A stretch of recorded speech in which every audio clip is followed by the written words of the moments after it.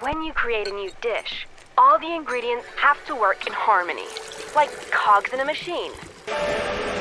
Oh, here's a better analogy. It's like composing a symphony from musical notes.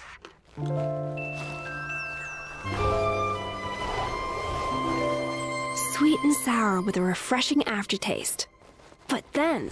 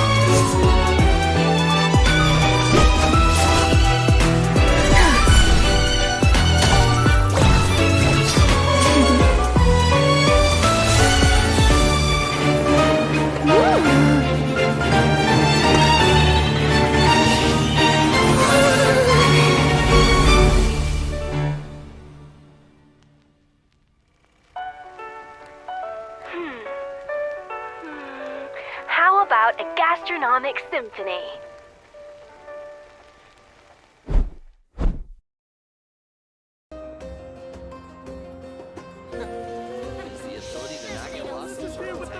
Process if you don't keep your mind want to get a guide if you're not familiar with the area.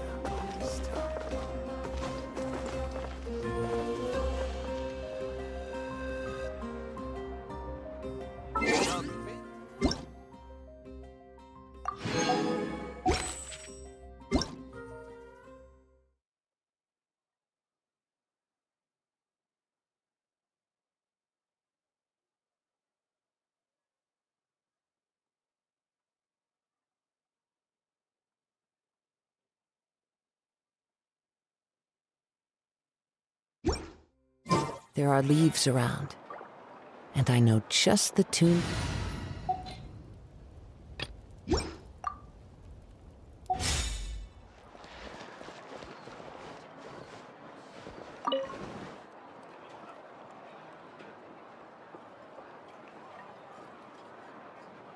You might want to get a guide if you're not familiar with the area. Is the ability to not get lost some sort of talent?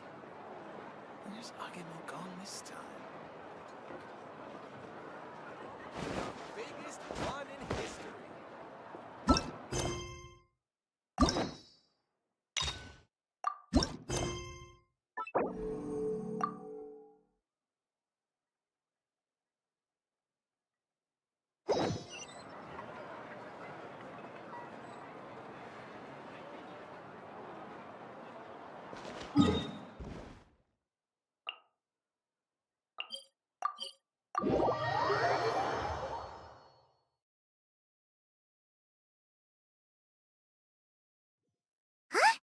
Is that Davia over there?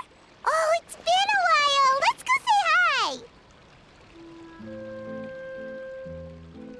Oh my god, I forgot to unmute. Oh, Jesus. Oopsies. I was talking the whole time, but, hello, everyone. Welcome back to the stream. It's a long... I'm gonna repeat what I said. It's a long week for streaming. Got the Fontaine event tomorrow, so I'm hoping not too many people are unvoiced, but I was saying before. Oh yeah, and then I was reading this. I said, oh yeah, it's Kale's birthday. Have you seen her birthday art? It was really good. And then I was talking about this when I said fixed an issue where Escoffier was fixed. But then I sat down and then I looked and then I was like, wait, her hand's still clipping into her other hand. And I looked at her because she's pretty. And then I said, okay, let's start the quest. And then I teleported here. And then when I was teleporting, I said, all right, we're going back to Peak region. And now we're here. And that's when you said I was muted. Thank you. But look who it is. It's Navia. Be voiced. Be voiced. Hey, Navia! What Be you voiced. up to? Be voiced. Be voiced. Shh! Yes. Yes. What? Why the secrecy? Get lost, Monica! I don't want to see you back here until you're ready to wake up and start doing things properly! Right now, you're a disgrace to my kitchen and to the Hotel de Boer name! It was an accident. I'm sorry, did you hear me asking for excuses? No, I'll do better, I promise. Yes, chef. Why is she so aggressive? She won't even listen to what the poor girl has to say. Hi, Ma. Oh, hey, cut her some slack. You gotta at least hear her out. Paimon, you don't know the full story. Wait! Huh? Who do you think you are telling me? Wait a sec. Navia? Yeah, you're not that tough when the mafia's here. So, you're bringing backup now. Suit yourself! You're still wasting your time! So, what's happening, Navia? How you been? Miss you. Savannah, is this how you always treat your staff? My staff is right. I'm the one in charge here now. And last time I checked, the Hotel de Boer doesn't take orders from the Spina di Rosula. Of course. How you run your kitchen is none of our business. But when a member of your staff is so overworked he becomes gravely ill, that most definitely is our business. We're going to stand up for him, whether you like it or not. Overworked? I've said it before and I'll say it again. If Vermont can't handle the job, then tough luck. There are plenty of other capable people I can hire instead. I thought she was gonna say tough shit, but then I remembered. Wait, this game is not rated M. But Philmont can do the job, he just... Monica, back inside, now! Didn't you say to get lost? Huh? But you said I shouldn't come back until... Just do as you're told, and not another word out of you! Come on, we have work to do! Yes, chef. Wow, what a horrible person. Sorry. Looks like I've dragged you into some drama again. So, who's that? Her name is Savannah. She's the new head chef at Hotel de Boer. Ah, Ever since she took the job, she's been enforcing a brutal work regime and putting a huge amount of pressure on her staff. One guy was so overworked, he collapsed from illness. He's been bedridden for days, and he can barely even talk properly. that's not good. I'm sorry. I'm sorry. It's all my fault. I don't deserve to be a chef. At his family's request, the Spina di Rosula is trying to mediate on his behalf. We're not exactly making a ton of progress, as you saw. Mm-hmm. Savannah is adamant that Vermont's exhaustion and illness have nothing to do with her or how she's been running her kitchen. She's refusing to have any kind of meaningful dialogue with us. Our next thought was to talk to the other chefs at the restaurant and get a better idea of their working conditions. But with Savannah watching them like a hawk, no one has been willing to open up. And that's why I'm here, doing it the old-fashioned way. Camping out, watching, and waiting for an opportunity. I have the Gordon Ramsay non-stick video stuck in my head. It's fucking non-stick. That's why it's called non-stick. Shoot. It all makes sense now. I'm Sorry. looking at video. Paimon Hold should on. have thunk before she spoke. Or else it's gonna play forever in my head. Did Paimon ruin everything? I don't think so, Paimon.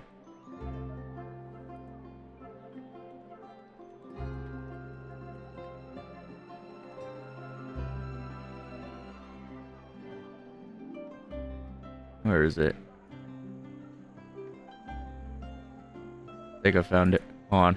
Let me get the... Hold on. I think this will... Yeah, that'll play the audio. Wait, display. This one. Don't copyright strike me. Yes, chef. Are they overcooked? Yes, chef, they are. Oh, come on. You gotta watch those scallops. Thank you, Heather. I've got it. Missy, Yes, chef. if you saute scallops in a non-stick pan, they won't stick. That's why it's called fucking non-stick. I don't know what non-stick means in Texas, sweetheart, but fuck me. Yes, chef. Fucking voice crack. Stick! Alright, back to the quest. Beep boop, bop, beep. Oh, no, not at all, Paimon. Honestly, the way she was laying into Monica, someone had to step in. I'm sure I would have piped up if you hadn't. And besides, I don't really think I'm built for espionage. Yeah, either way, Savannah's seen you now, so you probably won't get another chance. Yeah, meaning it's gonna be all the more difficult to get the inside scoop now. Oh, I might as well head back to the Fleuve Cendre then. We'll need to come up with a whole new game plan. Could I come with you? Paimon will join you. Cause this is kinda all Paimon's fault. Yeah, good job, Paimon. Then I'll join you too. Guys, it's fine. You don't need to worry about it. That said, if you were planning to visit the Fleuve Cendre anyway, let me take you out for a meal. I'll make sure it's a proper feast. But remember, we're partners. A really famous chef just joined the Spina di Rosula's tavern. Her name is... Sorry to interrupt. I just wanted to apologize for the scene you witnessed just now. We shouldn't subject our customers to that. This is a small token from us. It's some candy from Monica. She asked me to make sure it was delivered into your hands. She's cute. Monica's the one apologizing? Huh. Clearly Savannah is the one who owes an apology. Our head chef has been a little highly strung lately. Sorry for everything. Paimon, don't make things more difficult for her. But anyways, thank you for the gift. All right. Since there's candy, Paimon will drop it. Not the candy. I'm gonna smack the fucking candy out of your hand. Thank you for understanding. We'll make sure to pass your feedback on to Miss Savannah. I like that outfit. A little highly strung, huh? Looks like with Savannah in the kitchen, even the waiting staff are on edge. It must be pretty stressful in there. Paimon doesn't get it. How did someone like her even become head chef? Well, according to Fermat's family, she hasn't always been like this. But that's a story for another time. Let's try this candy. Ah, yes. Never underestimate Navia's affinity for sweets. If anyone knows sweets, it's Navia. She's very sweet. Oh, Paimon totally gets it. Come on, dig in! Yeah. Huh? Hold on, there's something written on the wrapper. Find... Escoffier? Find Escoffier. Escoffier? Could this mean... This girl? Huh? You know that name, Navia? Yeah. Let's stick to the plan and go back to the Fleuve Cendre for now. That's where we'll find Escoffier anyway. Have y'all seen her? Okay, so now we gotta go to the Fleuve Cendre. It's been a while since we had a quest here.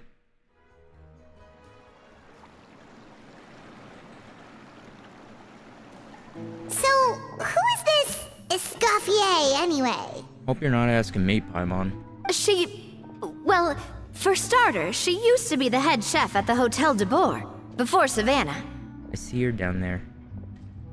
Very, very tiny. She recreated the legendary Gâteau de Boer and restored the restaurant back to its former glory. Safe to say, she's the most renowned head chef in the Hotel de Boer's history. After the culinary genius Modeste himself. Gâteau de Boer? That's the Gâteau super de Boer. exclusive cake that they only sell a few slices a day, right? Wow. Why the heck would she let Savannah take her place? Well, apparently, the Hotel de Boer was reported for a safety incident. Someone claims that the kitchen was adding an illegal substance to their menu. Oh no, was it synth? But none of the chefs had any idea how it could have gotten into the food. In the end, Escoffier decided that as head chef, she should take responsibility. And she was sent to the Fortress of Meripede. The Fortress of Meripede? Mm-hmm. Well, why are you being so dramatic? It was probably just a formality. We got sent there for eating someone else's cake, remember? When Nouvelette made that little lie. Well, you're right. The quantity of the substance they found was fairly minimal. Even the guards believed the whole thing was probably just an accident. Escoffier didn't have to stay in the fortress for long, but still, by the time she returned, the role of head chef had already passed to Savannah. That makes sense. And my stream is lagging. That's fantastic. So that's what happened. Paimon still thinks it's really unfair. Yeah, me too. Even though Escoffier is no longer head chef at the hotel, she's still well respected by the staff. That's good. So, I'm guessing what Monica wants is for us to convince Escoffier to try and negotiate with Savannah on the staff's behalf. Oh, Paimon gets it! Monica wants Escoffier to come back and kick Savannah out. It's simple. If the new head chef is stressing everyone out, then the solution is just get the old one back. Well, about that...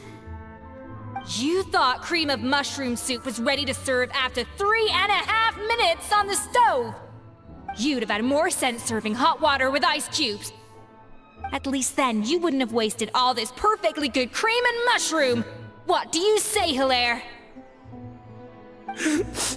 I'm sorry, Cream. I'm sorry, Mushroom. Oh, she worse than Ramsay. Ramsay goes easy on the kids. As you can see, Escoffier is that kind of chef as well. How... You have to leave it on the heat for long enough to allow those flavors the chance to come out. Don't be fooled by the aroma when the water first starts to boil. Got it? Yes, Chef. Yes, Chef. Then go back and do it again. The customers are still waiting. Remember where you went wrong and don't repeat the same mistake twice.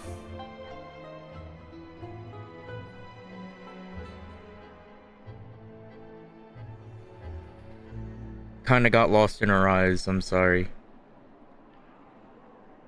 They're really nice. And pretty. Yes, Chef!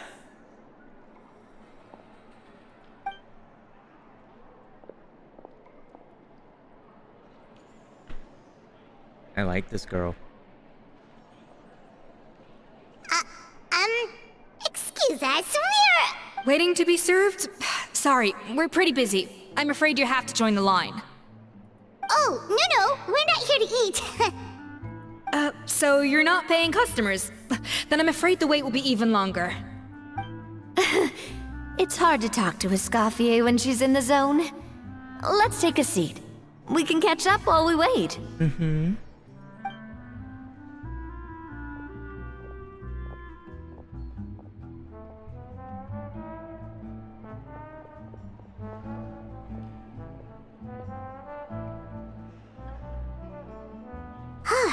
Looks like the rush hour is finally over.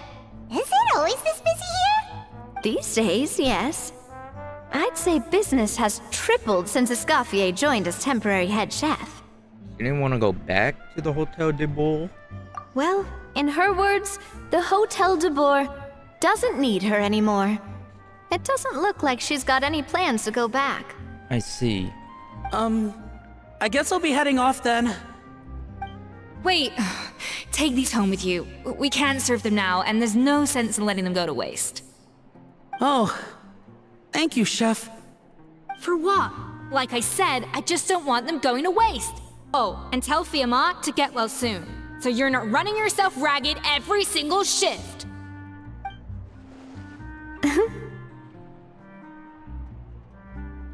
Ooh, that's kind of that's a nice face from Nadia. I'll screenshot that. And, I'm not gonna do anything weird. Just gonna save it. Is she pretty? Fiamma. That's the Fiamma. second time we've heard that name. Who is that again? He's the chef that fell ill from stress. Hilaire is his son. And with Mom stuck at home taking care of Dad, he decided to pick up some work to help pay the bills. Escoffier knows their situation, so she's been making some extra food every day for him to take home.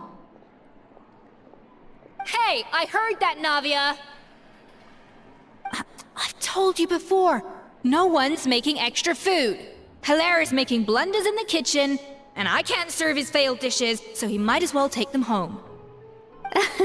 Yeah, failed dishes that just so happen to be nutritionally complete every single time.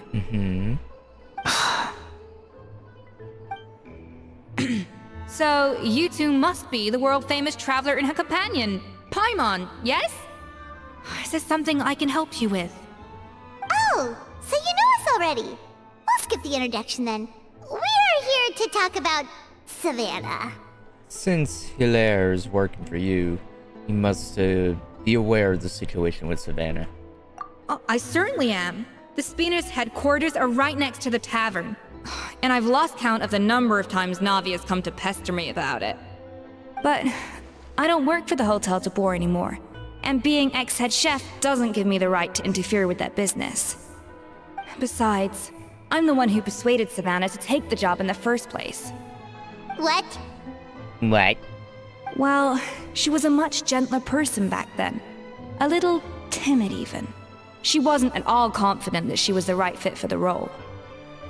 That's hard to believe.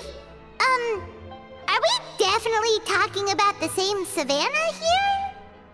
Honestly, I do wonder if she's just emulating me. I mean, I'm not the most pleasant head chef to be around either.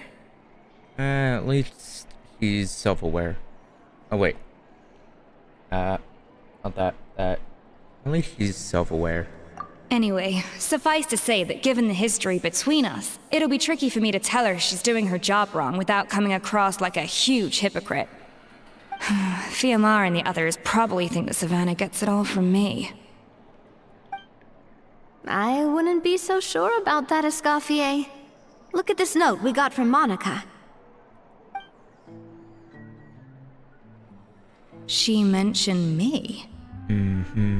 Whatever shortcomings you feel you have, it looks like Monica still trusts you. As for the others, well, how can you know what they think unless you ask them? Monica. Plus, it's not like we're asking you to storm in there and raise hell. We're only in the initial phase of our investigation. All we're trying to do is get the other chefs to open up to us. Oh, Monica. Oh, Monica! Escoffier? I can't believe her! Powdered sugar is supposed to be applied sparingly. Look at all that on the wrapper. It's thicker than the sole of my shoe. Unbelievable! I won't stand for this. She has to learn. Come on, we're going. Wait, so now she's, Well, whatever reason she came up with, at least she's convinced herself to go have a conversation.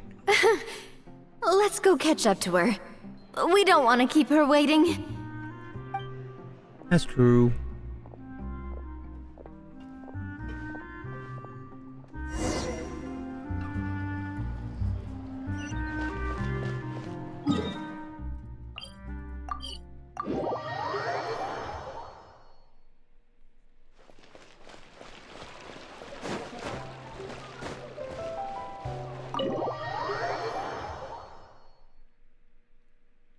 We're here. Wait, she looks like...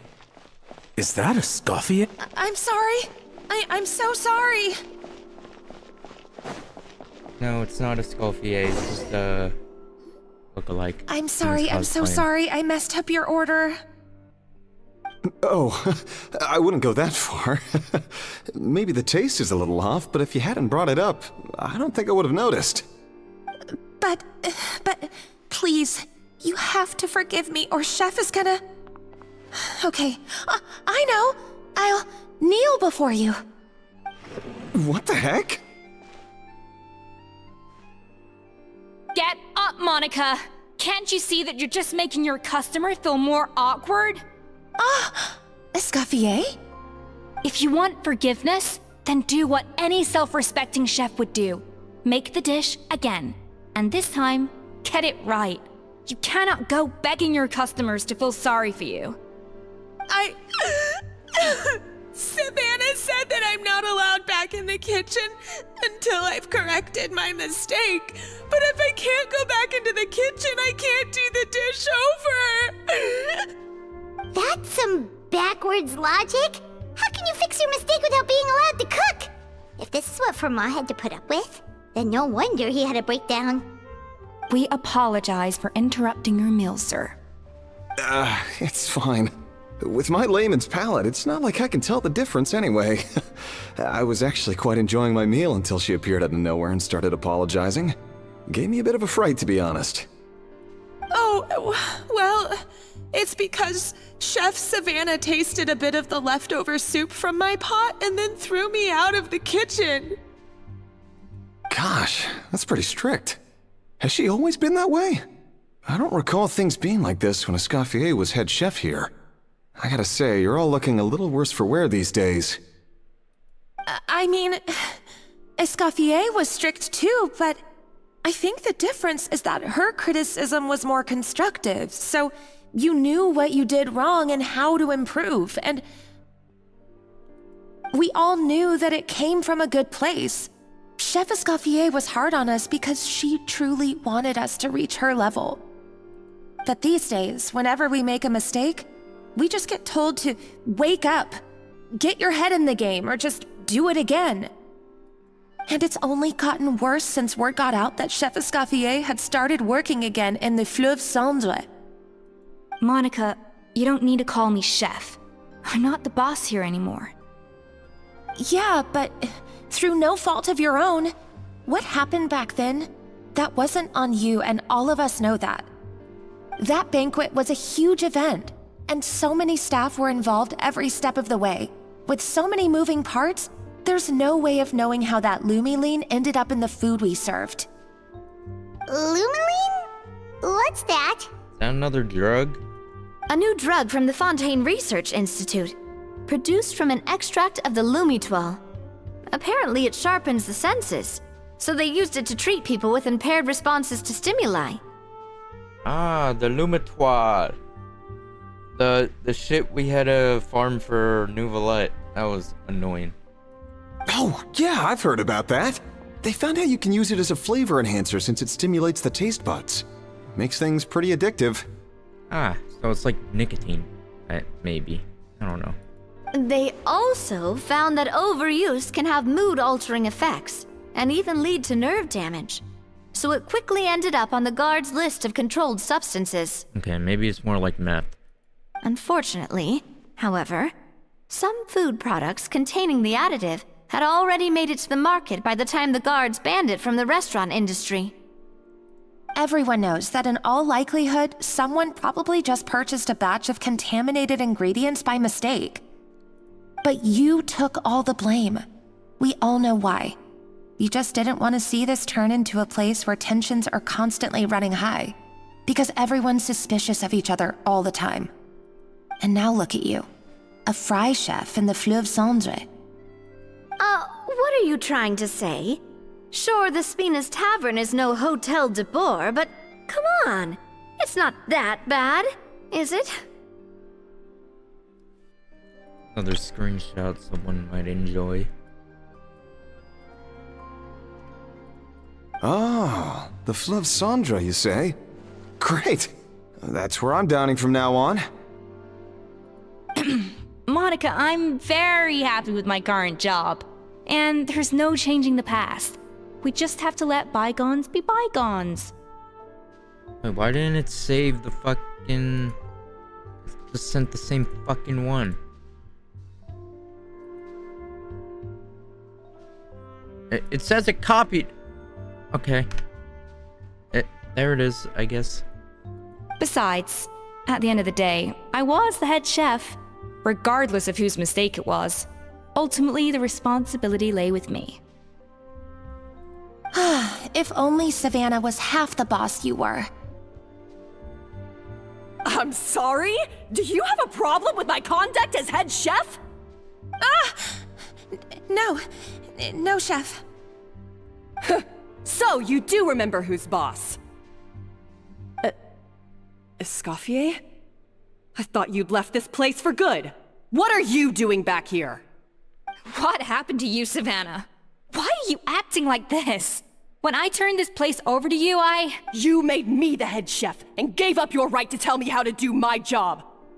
You're not the boss here anymore, so stop acting like you own the place.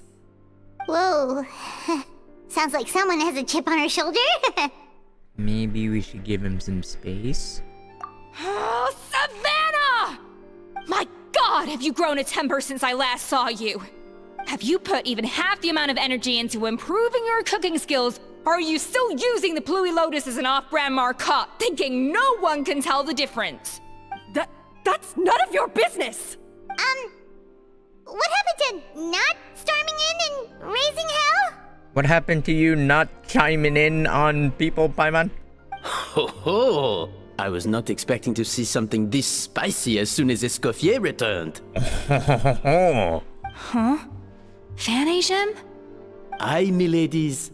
Might I make a humble suggestion? Given that we have ourselves a tête-à-tête between chefs at the Hôtel de Bord, I dare say it would be de rigueur to settle this the traditional way. The traditional way? That can only mean one thing. Sounds like we're in for a history lesson. That's right! I'm talking, of course, about the tradition established by Modeste himself. The cooking contest! So, this guy having the French accent, it gives me more hope that when we go to Snezhnaya, we're gonna have some Russian accents. Like, Privyet. According to legend, the founders of Hôtel de Bord, Modeste and Savelli, used this method to resolve all of their disputes. Everything from petty arguments over next week's menu to disagreements over the strategic direction of the restaurant. The cooking contest would decide who had the final say. Sounds like they had a lot of free time on their hands. Well, it might sound that way to us.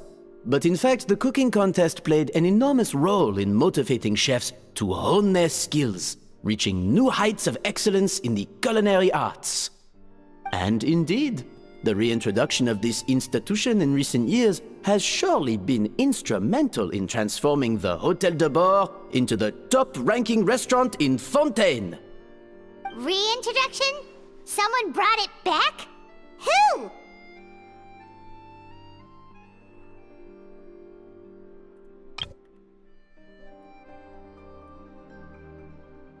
Screenshotting a lot.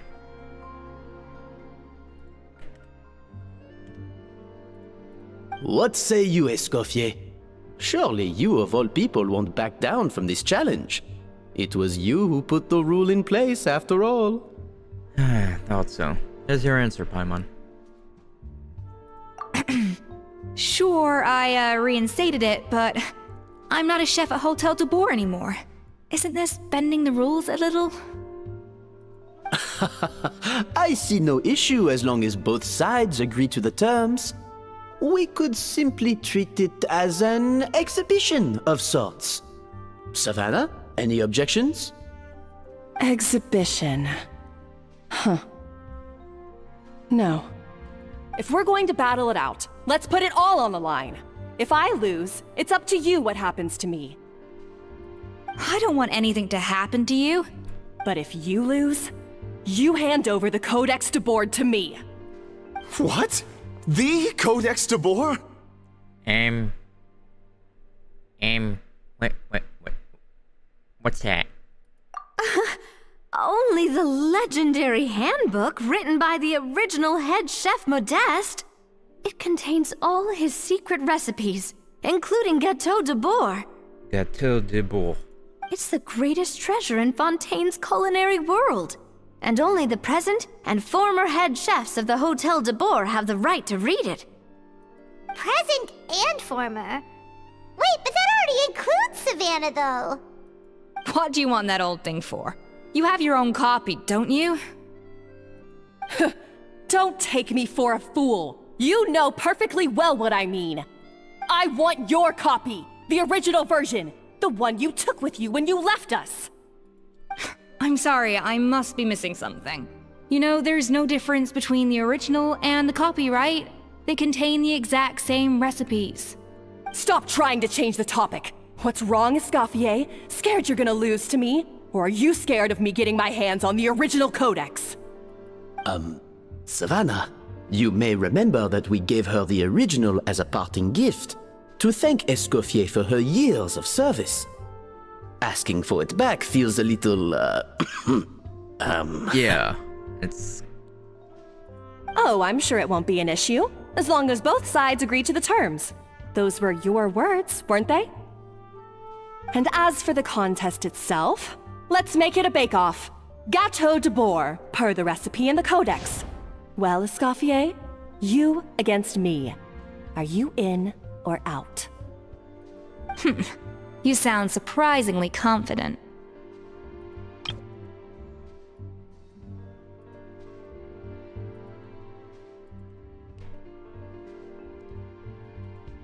Alright then, let's see how much you've actually grown. I hope you surprise me, Savannah. I'd hate to find out that all you've learned after this long is how to chew people's heads off. Believe me, I'll show you. Escoffier, are you sure this is a good idea? You accepted her terms a little hastily. Oh, it'll be fine. Let's head back to the Fleuve Cendres so I can get prepping.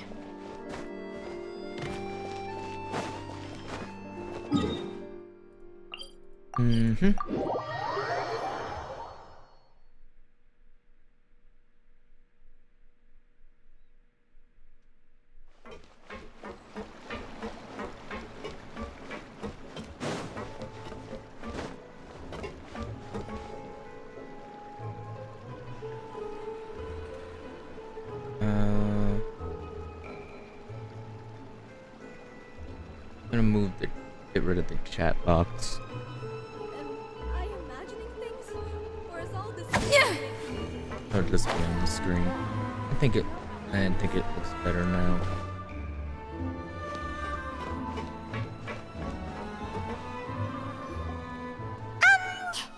So, this whole bake-off thing kind of came out of nowhere. Was it really sensible to just go along with it? Well, I got a sense that she's holding something back. But we chefs always express ourselves in our cooking. So if she won't talk, this might be the best way to find out what's really going on with her. Huh? Holding back? Sure didn't sound that way to Paimon. Escoffier only picked up on it because she's the same way. Always closed off, never letting you know what she really thinks. Never let your opponent know your next move. That's patently false, at least where your macarons are concerned. I've been nothing but truthful with you about the disgraceful amount of sugar you use. Okay, that's one case where you can keep your thoughts to yourself. So, anyway, what's this Codex de Boer she's so obsessed with? Oh, that? Well, it's not so much a recipe book as a diary of Modeste's adventures.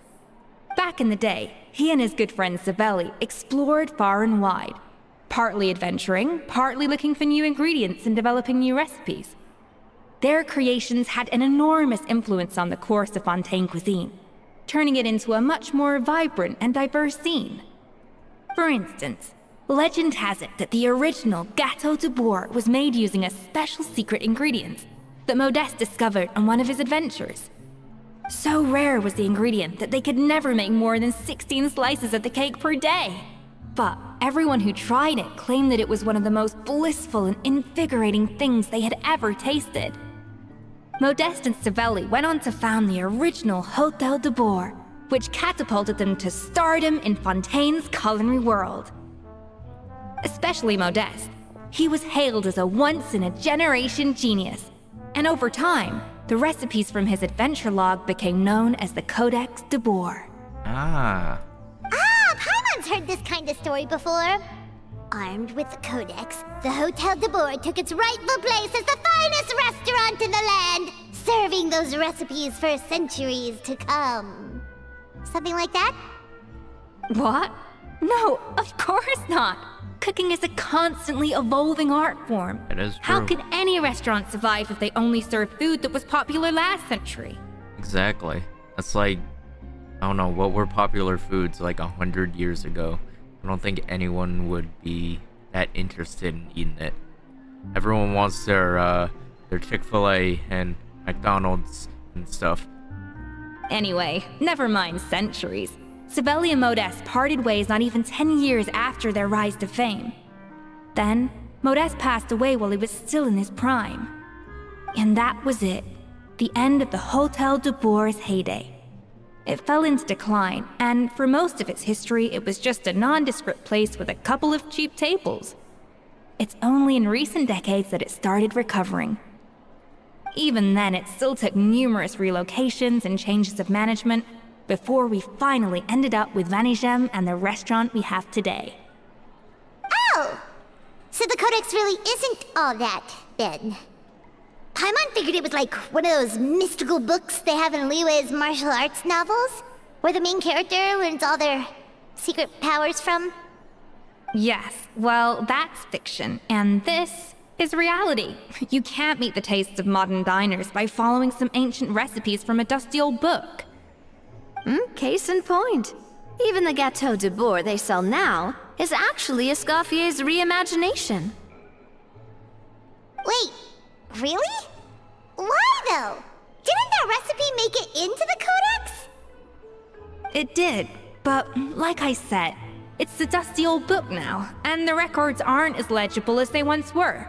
Not to mention that there's no way of finding the secret ingredient Modeste wrote about. So, reimagination is right. I consulted some historical records and took what I could from the Codex. But ultimately, the Gâteau de Boer of today is my own recipe. As for why we gave it the same name and kept the tradition of only selling 16 slices a day, well, you've got Vanigem's business sense to thank for that. Oh! Huh. Well, that kind of takes all the mystique out of it. I mean, it is smart business. Hey now, it might not be the original Gâteau de Boer, but it's still the most delicious cake in Fontaine today. And who knows, maybe Escoffier's version is more suited to your palate. That is true. Just think, if the original truly was the perfect cake you're imagining it to be, there's no way the recipe would have been lost to history, right? Not to mention that the Hotel de Boer never would have fallen into a slump. Anyway, before I left my role as head chef, I made a copy of all the recipes from the Codex, including my own improved versions, and turned them over to Savannah. So why is she so interested in the original copy? I'm interested about that too. Could it be a symbolic thing? Like, whoever holds the original Codex de Boer is the true head chef? Are you on drugs today, Paimon? Well, it was clearly precious enough to give to Escoffier as a parting gift. Meanwhile, Savannah only got a copy. Maybe from her point of view, it's like management doesn't truly see her as being worthy of the role. Well, I don't see her worthy as the role. You gotta have constructive criticism, not just be a dick the whole time. You think so? The only thing is, it was her suggestion to gift me the original in the first place. Well, a joint decision by her and Vanigem. But still. But then you can't also go around being a know-it-all, because then you'll just be a douche. So it's kind of like you gotta balance it out. What? Huh. Guess she's had a major change of heart since she became head chef. Yeesh. Who knows? We could speculate forever. Better to just let our gato do the talking. What does that mean exactly? It means vesting her in this bake-off, and then getting her to explain herself, even if I have to beat it out of her with a spatula. I wouldn't mind if you beat me with I mean, what? What? That's crazy. You don't mince your words, do you? However much she's changed since we worked together, I believe that she still has her chef's pride. And if she respects the art, she'll respect the outcome of our contest. Well, I'm confident that you and your spatula can get justice for Froment. All you need to do now is win the contest. But that should be a breeze for you. Let's not get too ahead of ourselves. Gâteau de bourg is very complicated to make. Usually, it takes 3 chefs working in tandem to cover everything. Now, if I had to push it, I could probably do the work of 3 chefs myself. But I'd prefer to play it safe if I can find a couple of assistants in time. I am a bit of a chef. Well, that's easy. The 3 of us are veterans in the kitchen. You just need to pick 2 of us. I don't know about Paimon with cooking. She could be the taste tester. Well, I have heard the Traveler is an accomplished cook, as well as a warrior. But be warned, I will hold you to exceptionally high standards. Think you're up to the task? I think I am. Let's go, chef. Oh, count me in too. I've spent weeks perfecting my macarons after your scathing review. Even if it means competing against the Traveler, so be it. I'll show you what I'm made of. Confident. I like it. Alright, let's start with some elementary mise en place. Show me your knife skills.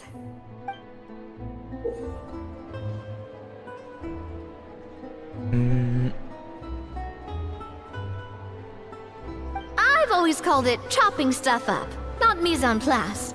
But it's basically the same thing, right? Oh, Navia. The difference in your case is that mise en place is... looks like you found that easier than I expected. Yeah, thankfully it was pretty straightforward in the end. You made it sound like we'd be carving statues out of fruits or something. That'd be cool. Well, brace yourself, because the next step is anything but straightforward. I'll be using this cold press to extract flavor compounds from the ingredients. What's a cold press? A kind of special food processor I got the Fontaine Research Institute to make for me. It uses cold temperature extraction to isolate the essence of cooking ingredients, which can then be used to flavor dishes more precisely. But this isn't exactly standard kitchen equipment, so that probably didn't make a whole lot of sense. Let me give you a demonstration instead.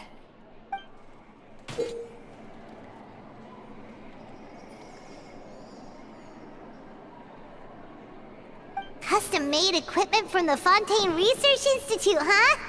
That's some pretty high-tech food prep. Paimon's never used anything this weird before. Cool! Not weird.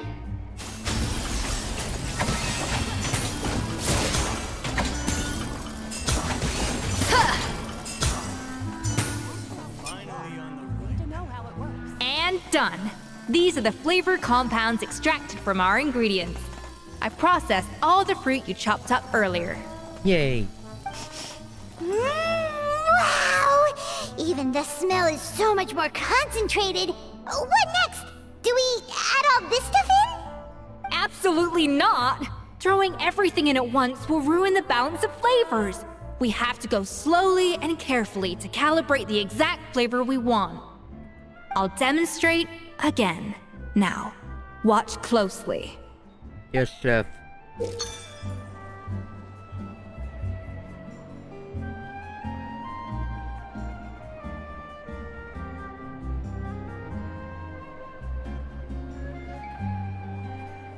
Slowly and carefully.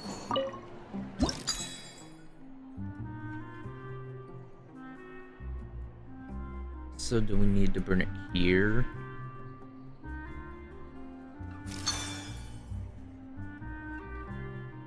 Wait, boom. Boom.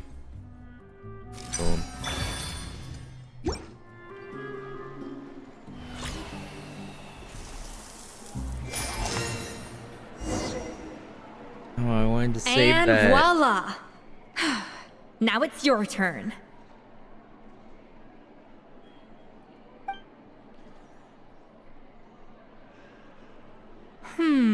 Not terrible.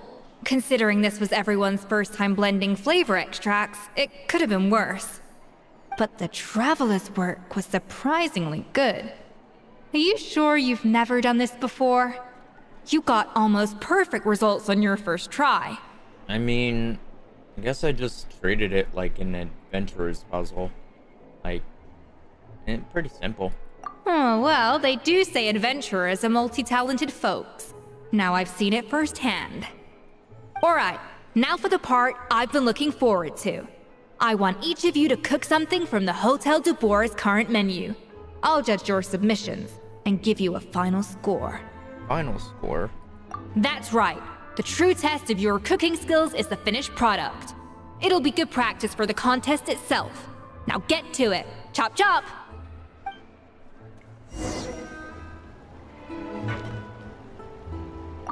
How's it going? Have you picked a dish yet?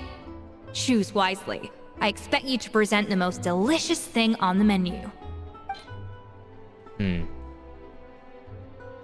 real life, what would I make?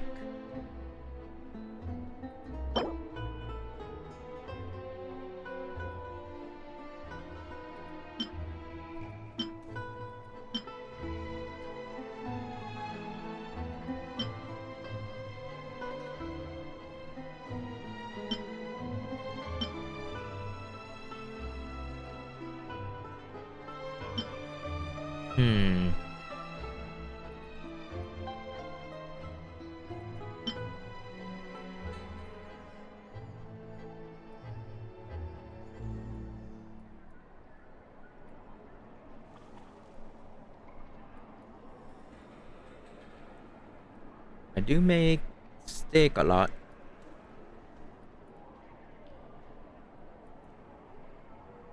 I do make garlic bread a lot, though. I make good garlic bread.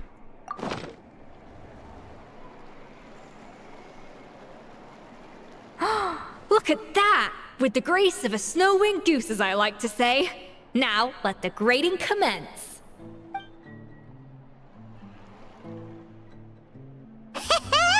Pretty good, right? Not to brag or anything, but Paimon's a bit of a connoisseur when it comes to la food. 6 points. Out of... What? Oh, well, fair enough. Paimon doesn't cook all that often, so as long as it's a pass. That's 6 out of 100. Not a pass, Paimon.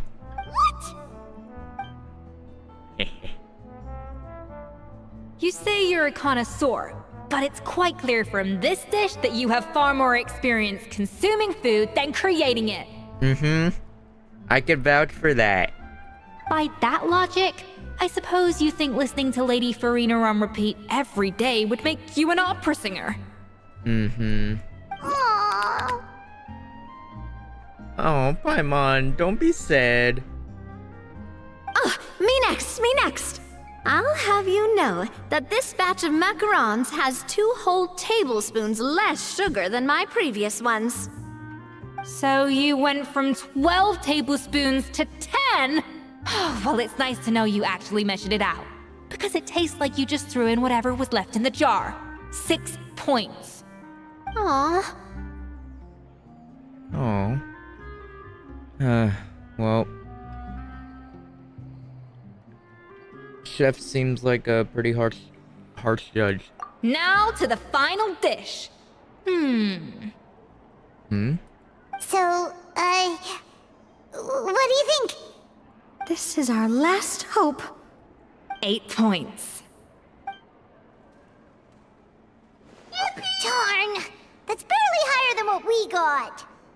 Not exactly. The color is spot on.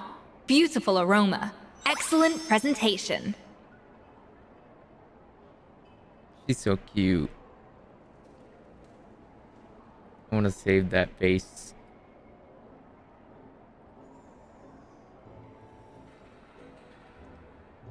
I have to give this one 8 points out of 10.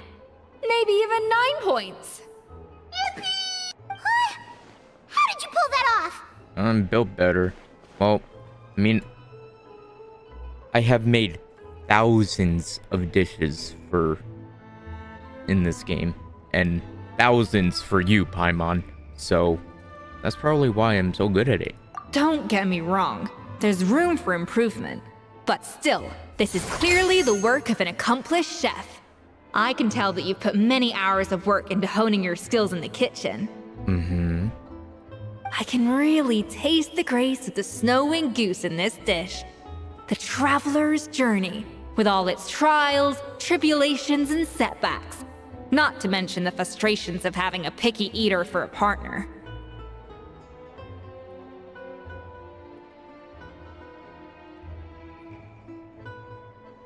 Hey, you made that last part up! No way did you taste that! Well, it looks like I lost fair and square. I guess you'll be taking the Traveler as one of your assistants then? But if it takes 3 chefs, that still leaves 1 slot remaining. Maybe Paimon and Navia should keep practicing and see how it goes? Hold on. Let me call an old friend. Chef Escoffier! Oh, it's Hilaire! What brings you here? A kid that sounds like he's 20. I heard the news about the cooking contest. You're doing Gâteau de Bois, right? I was just wondering if you needed any help. And you think you're up to the task, do you? Oh, no, I know I'm not there yet. It's actually my dad who wanted to help. Firma, last I heard, you could barely get out of bed. Chef Escoffier, Navia, Traveler. What's up, dude? Thank you all so much for everything you're doing for me and my family. Don't mention it, man. I've had enough of sitting around at home while you run yourselves ragged. If you let me, I'd like to help you win this cooking contest. You sure you up to the task for a moment? Yeah, I was gonna say the same thing. Don't you worry. I'll be fine. I'm feeling much better now. I'm sorry. I know I've been rather useless these past few days, but not anymore. Yeah. The fact is, I'm a fine chef, despite recent events. I've proven myself in the Hotel de Bois kitchen, so if anyone's qualified to work under Chef Escoffier, it's me. I think. I mean, I hope so. Firma, have you even set foot in a kitchen since leaving Hotel de Bois? I have not, but I'm fully rested now. I know I can handle it. I'll prove it. Let me whip something up for you right now.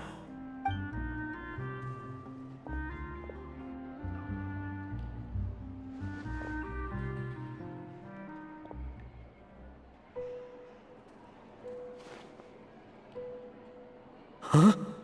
That's strange. Why are my hands shaking? What do you call this, Firma? I can't seem to grip my knife. Do it again! Again! Again! I... Hopeless. Get out of my kitchen yesterday.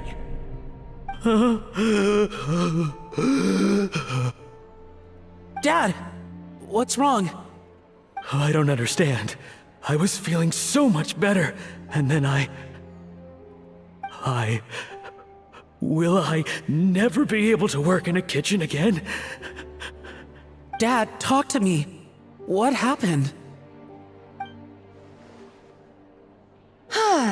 I think the real issue here is not physical exhaustion, but psychological trauma. PTSD. Post-traumatic Down syndrome. I don't know what it means. Monica, when did you get here? I didn't even notice you arrived.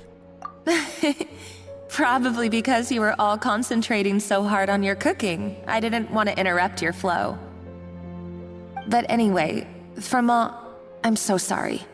If only I'd known how serious your situation was, I would have stood up for you sooner.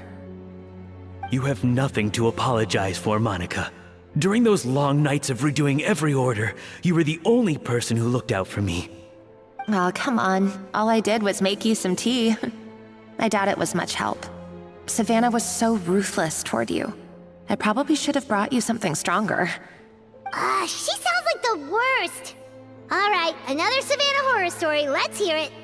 She's been getting harsher and harsher on us ever since she heard about Escoffier's new role in the Fleuve Cendre. Seems like no matter what we make, she'll find something wrong with it. What is this? It looks like a dog's been at it! In the trash now! Then she orders us to redo the dish again and again, but we never know what's going to make her happy. Do it again, do it again, do it again! Every time you remake it, you just get another earful from her. Either straighten yourself out, or get out of my kitchen! So now, it seems like just picking up a kitchen utensil gives me flashbacks of her yelling at me.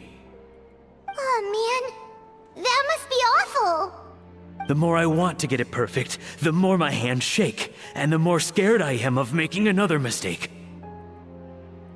How can you give up so easily, Firma? You weren't a quitter when you were working for me. And even under Savannah, you talk about working late into the night trying to perfect your dishes. That says to me that you still hadn't lost that determination to prove yourself. What changed? I don't know what's come over me. When I think back, I just remember feeling like my heart and my hands were growing heavier and heavier as the shift went on. Each time I had to redo a dish, my heart sank a little further. Maybe Savannah was right. Maybe I am just hopeless at this. Dad. I see. Well, it sounds like there are some deep issues at work here. Ones that won't be resolved by merely seeking compensation. I will win this contest, and after that, I encourage you to approach Savannah and talk this out. But what if you can't find another assistant in time? Clearly, I'm in no state to help out. You think being one person short will ruin my chances? Let's not forget, I taught you and her everything you know. Even if I had to go it alone, I would present the perfect gâteau. Oh, well, Paimon and Nadia will still keep practicing, just in case. And so will I. Yeah! And if worse comes to worse, we can always get the Spina di Rosula to put out an emergency call for chefs. There's gotta be someone out there, right? Shanling! Why can't we just call her from the UA? Actually, I thought maybe I could help. That's sort of why I'm here. What? Why didn't you say so? I was going to, but then... Well, this is the first chance I got. You do this for us? Thank you so much, Monica. Alright, fine by me. But aren't you still working for Savannah? Joining the other side seems like a guaranteed way to put your future employment in jeopardy. I know, but it's alright. I've made up my mind. With the way things are, I can't keep working for Savannah much longer anyway. Unless I want to become the next Firma. I'm done with sucking it up. It's time to try and turn things around. If this cooking contest can get Savannah to see the error of her ways, then I'm sure she'll forgive me for this. I hope you're right. Well, Paimon didn't think we'd be poaching from Savannah's staff to get our third person, but there you go. Anyway, Monica's a professional chef, so nothing could possibly go wrong now. You jinxed us, Paimon. Great. Then it's settled. And to congratulate you all on making the team, I propose a Spina-sponsored meal to celebrate. I also agree. Spina sponsored? Wait, you mean I'm cooking?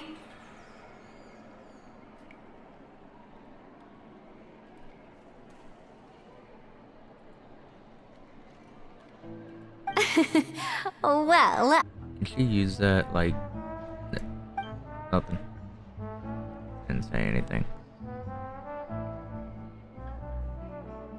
Escoffier opted for a huge variety of dishes. Thankfully, both of us are skilled enough that even though it was our first time working together, we had a great rapport. That's not a bad idea, actually. Wait, hold on. You need to finesse that further.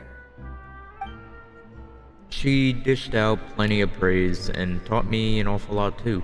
The time seemed to fly by. That was a dream come true. Paimon never knew Fontanian cuisine could be this good. Join the... Oh, Navia's sleeping. Look at the EP. Wait.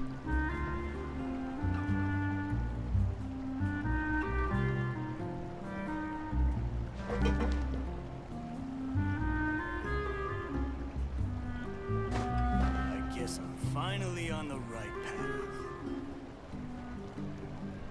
path. Oop, wrong button.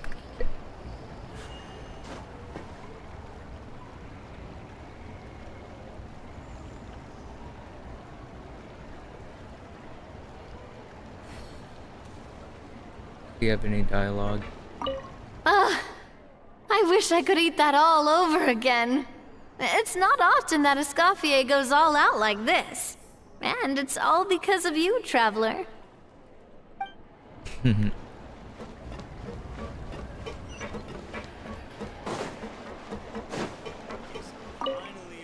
Right.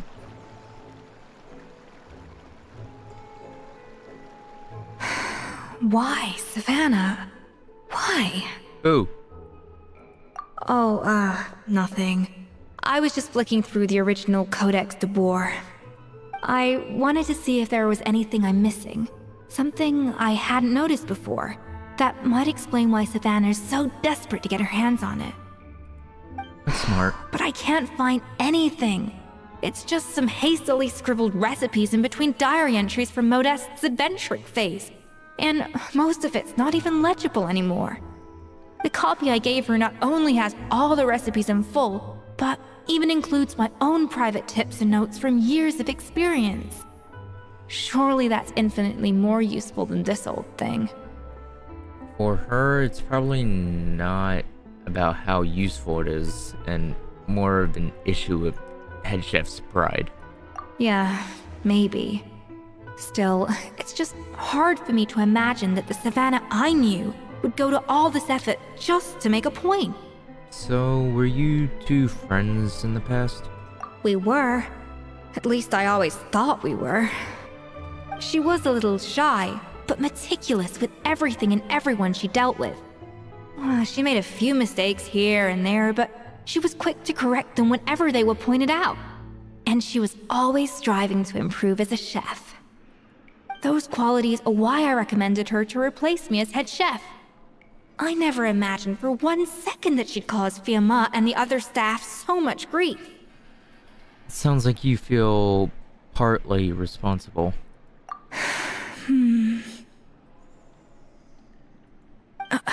Well, I mean to an extent, of course. I pushed hard for her to get the role.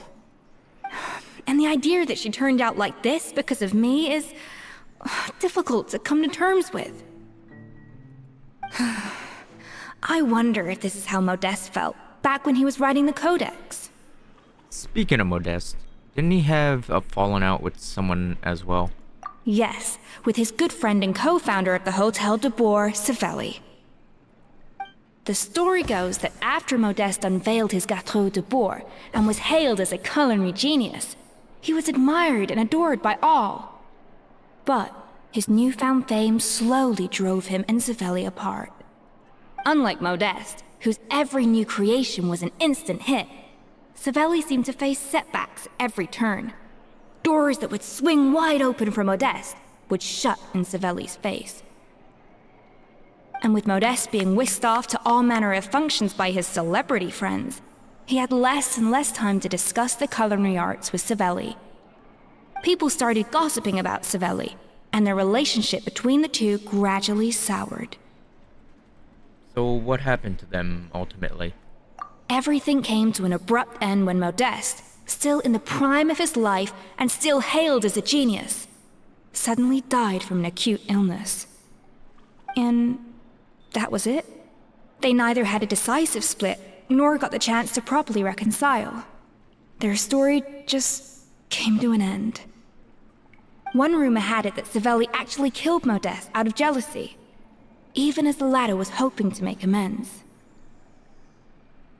Well, is it true? Unlikely. It's a popular theory, but there's no real basis for it. At least there are no records of Savelli ever being convicted of a crime. Still, beyond a point, there's no way of knowing what truly happened in the past. All we can do is try to make sure the present doesn't quite go as badly. And that's why I have to win this contest tomorrow. Then get the truth about everything that's been going on, even if it means cracking her open like a nut. With me on the team, and you on the team, there's no way either of us could lose. You're right about that. Just follow my lead and victory will be ours. A lot of screenshots today.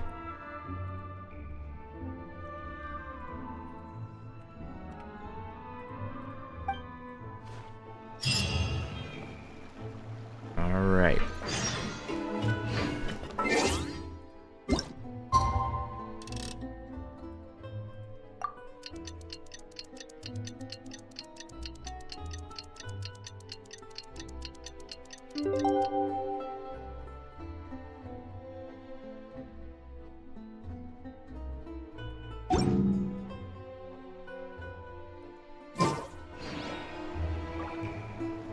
It's cooking contest day! To the Hotel de Boer! Toot sweet!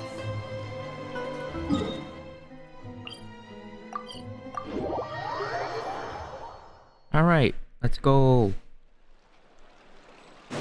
Damn, a lot of people here. Did you hear the news? Escoffier's coming back for a cooking contest. Wait, seriously? Escoffier in a cooking contest? Now that I've got to see. Hello, I'm a British I don't person. get it. Why would anyone in their right mind challenge her to a cooking contest?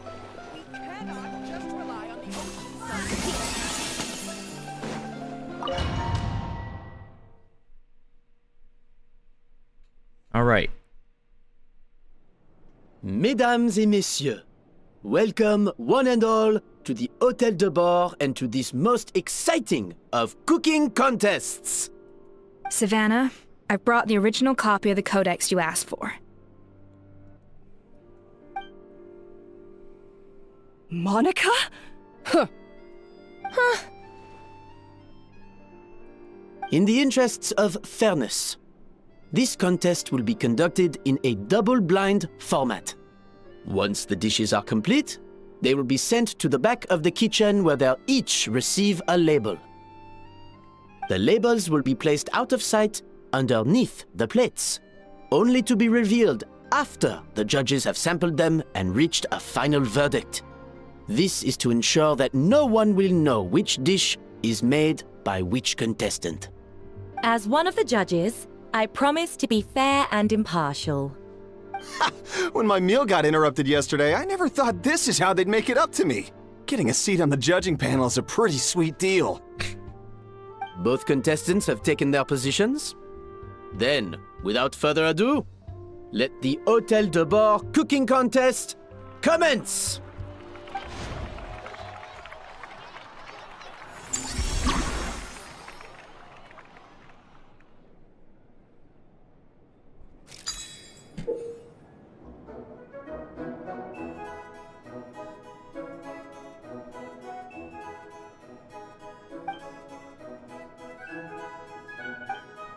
Monica, Traveler, it's go time. Let's do this. Alphonse, Gaspar, get to work. Do not disappoint me. Even the best chef in the world can't flavor their food without prepping the flavoring, right? What the fuck is it? There it is. Looks like our two head chefs are raring to go. Like an oven on full blast, this competition is quickly heating up. That should be enough flavoring. Now hurry up and balance the flavor. Okay, let's see. I could do that and then that. Boom.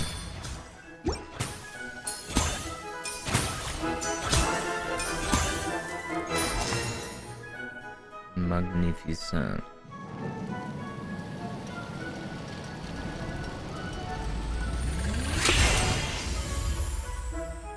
Come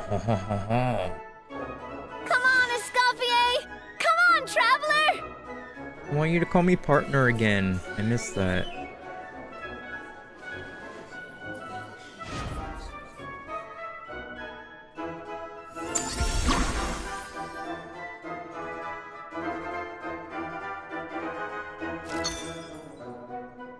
Hi, me.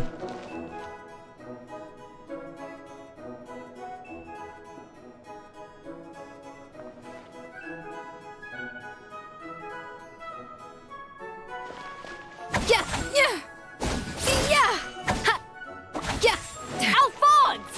What are you playing at? Not how I taught you to do it! Stop horsing around! The balance of flavors is about right. But the quantity is too low.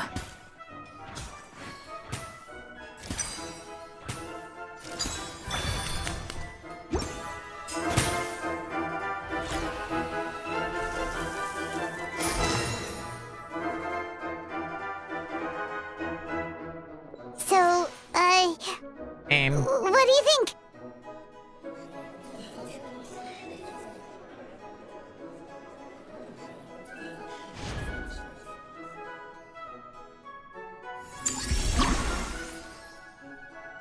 This coffee is really pretty.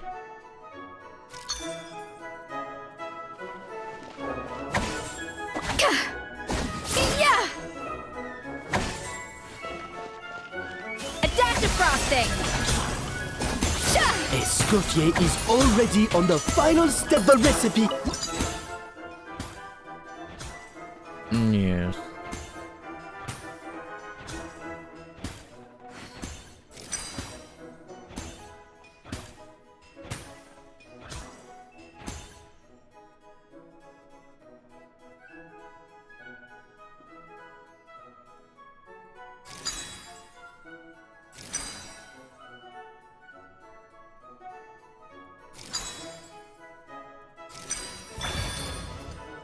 Boom.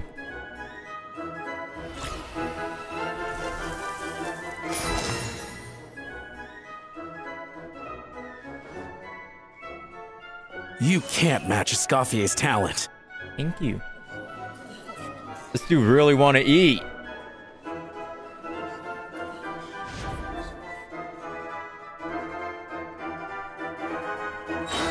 I present to you Gâteau de Bourg.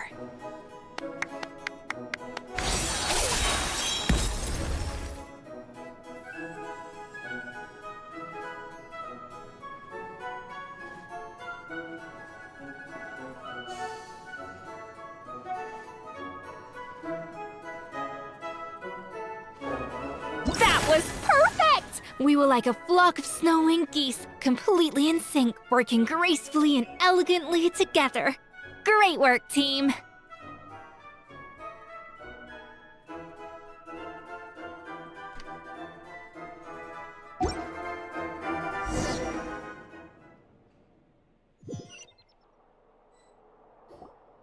Time's up! Contestants, please take your dishes to the back.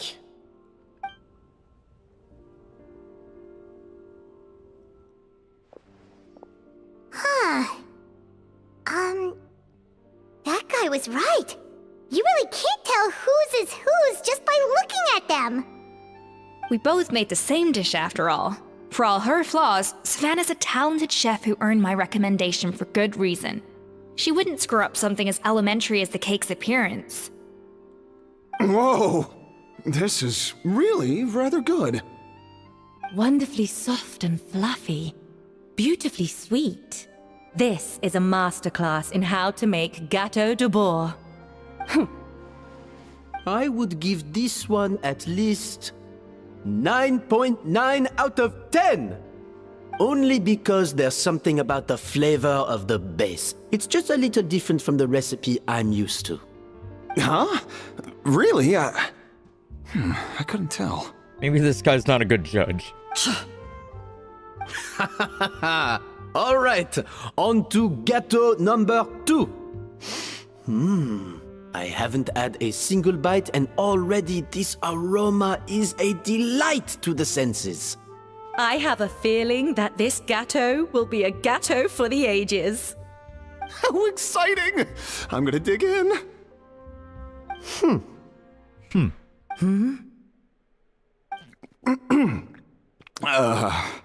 I think maybe someone got a little carried away when they were adding the sugar. Not just the sugar, it's the flavors too. This is all over the place. Who made this? It appears the decision is unanimous. This gâteau is far below the standard we would expect. Whew! And Paimon thought this might actually be close. Turns out she can't bake to save her life. Maybe it's because of poor teamwork. She spent half the time just berating her staff. Something's not right here. Savannah may not be perfect, but no way is she this sloppy. I can now declare that the creator of the first gâteau has won this cooking contest. Now, all that remains is to turn the plate over and reveal the chef's name underneath. What? It's Savannah? No! That's impossible! Hey,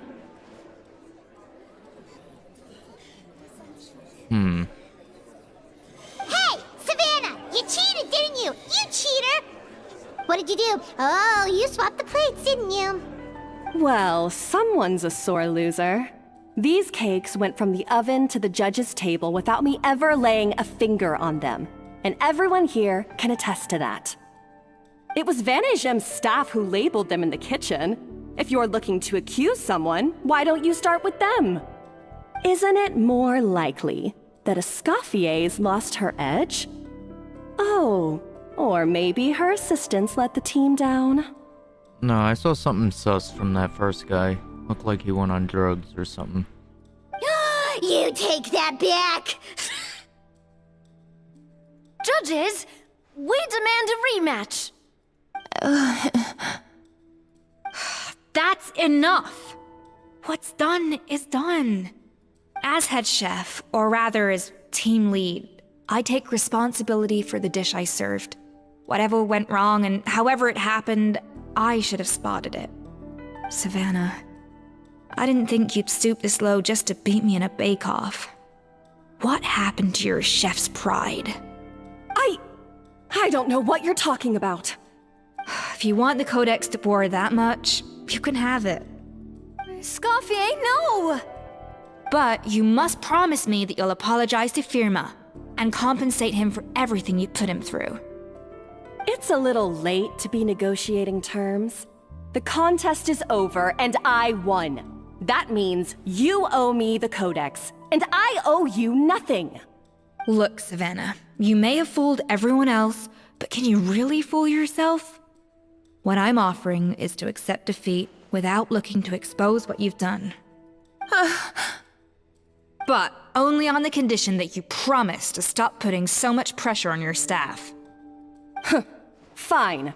I'll treat this as your final handover of duties from one head chef to the next.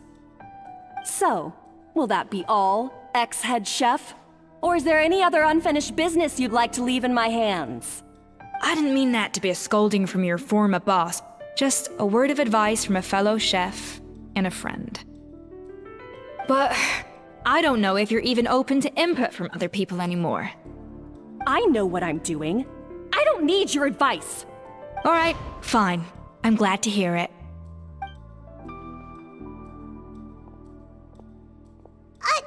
Escoffier! The Codex de Boer! Finally. Now, at long last, I will succeed. Escoffier? How could you let her get away with this? Yeah! The Codex is a souvenir of your time here! Doesn't that mean anything to you? It's alright. It was just a bake-off, not the end of the world. I'm already over it. Besides, it's not all bad. She agreed to compensate Firma. That's mission accomplished for the Spina. It's true. Honestly, if I'd have known that giving her the Codex would solve everything, I'd have just done that in the first place. I mean, why bother with the whole cooking contest? It's such a waste of time and energy. But Escoffier. Privately, I'm sure she's devastated, but what's done is done. No. No! This doesn't make any sense! Huh? That's it? No secrets, no nothing? I don't believe it! This can't be happening. Oh, Chef Savannah! Savannah?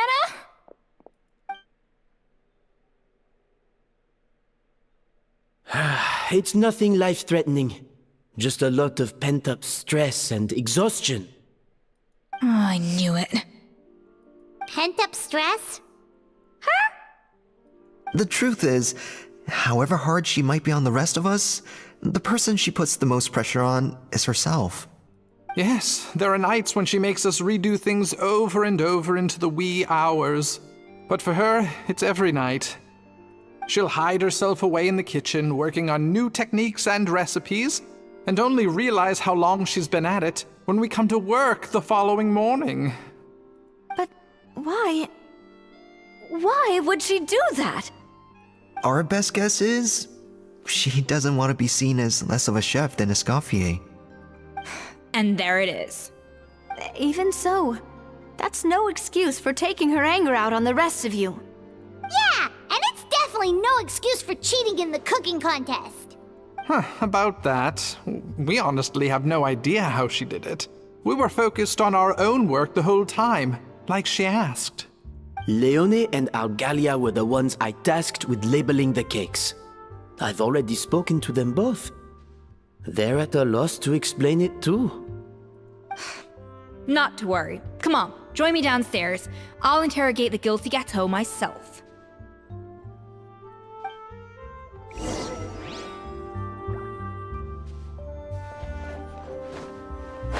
Alright, Mr. Cake. Well, how is it? Have you figured out what it was? Oh, this is aggravated assault on my palate. I'd rather eat wet cement than this. Is it really that bad?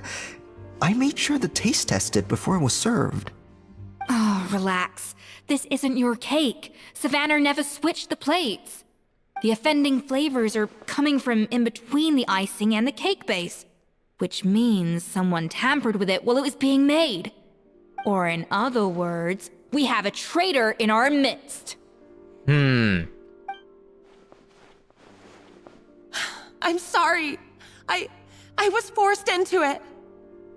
It was Chef Savannah. She said if I didn't cooperate, she would... Calm down, Monica. I've already accepted defeat. And if I wanted retribution, I would have brought this up when the results were announced. Whatever's going on with you, just spill the beans. There's no need to hide it. I was the one who caused the food safety incident that one time. Food safety? Wait, you mean the Lumaline incident? So you procured the contaminated ingredients? I think so. Savannah and I were on procurement that day. I didn't check everything as well as I should have, and so I let contaminated ingredients make it into the kitchen. But I swear I didn't do it on purpose. I had no idea there was an issue with them, and I didn't know it would end up with Escoffier going to jail. But the last thing I expected was for Savannah to use it as leverage to blackmail me with... This is crazy! So Savannah pressured you into sabotaging Escoffier's cake by threatening to expose your secret if you didn't? I know, it's terrible. I'm so sorry. I was so scared.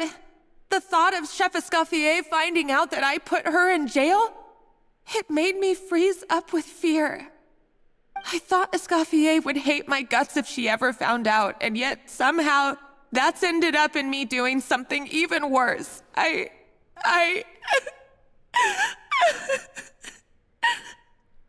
Seriously? All this fuss over a little slip-up? Huh? Firstly, it's not like I got a life sentence. I did my stint at the fortress, and now I'm out. And secondly, I had my own reasons for leaving the Hotel de Boer. This wasn't the only factor. So, you don't need to feel ashamed or frightened or anything like that. Any more than you need to add butter when you're pan-searing foie gras. You mean... you forgive me? Oh, well, I'm not saying you don't have to take responsibility for your mistakes. You should tell Vanagem to mark down your performance for the past few months. Then do some digging and find out exactly where those contaminated ingredients came from. Sure, you've made mistakes, but now's the time to fix them. Understood? Understood. Good. Now, back to Savannah. What about the original codex would compel her to resort to blackmail? I have my suspicions. Not that I've got any proof to back them up, though. Ugh. What happened to me? I've overheard some customers murmuring about how the Hotel de Boer hasn't been the same since Escoffier left. They think our menu doesn't taste like it used to, especially our signature items. You mean Gâteau de Boer? Now that you mention it, I noticed it during the contest too. I couldn't put my finger on it, but the flavor seems subtly different from how it used to be. But the difference was so small, I'm sure no one would notice it besides our most loyal customers and true dessert connoisseurs. Still, as head chef, it's easy to see why Savannah would get so hung up on it. So many times I've seen her make the cake base over and over again, late into the night, determined to match Escoffier's version. But something's always slightly off every time. Yeah, I've noticed that too. Never really gave it much thought, though. Thinking back on it now, it's clear that Savannah's been in a downward spiral ever since Escoffier left. She wants to prove that she can fill Escoffier's shoes. That's gotta be the reason. But after countless setbacks, she's getting more and more unhinged. And at some point along the way, she switched from doubting herself to doubting Escoffier. Doubting Escoffier? For what? She thought the codex from Escoffier was a fake. Yeah, it would explain why she was bent on getting the original at any cost. She must have thought Escoffier purposely omitted key details from her recipes when she copied them out. Also, she could retain her place as the #1 chef in Fontaine, the only one privy to all the secrets of the trade. Oh, for goodness sake. What a stupid idea. Stupid. Of course. Then she finally got the codex only to discover that the secret recipes she's been pining for don't exist at all. Seeing how utterly wrong she was must have been a real shock to the system. It probably brought up everything at once. It overwhelmed her, and she passed out. There's still one thing that doesn't make sense, though. If Savannah had the real recipe all along, how come it tasted different? She might not be on the same level as Escoffier, but surely after like 50 attempts, she'd get it right one of those times. You'd think so, but geniuses like Escoffier are in a league of their own.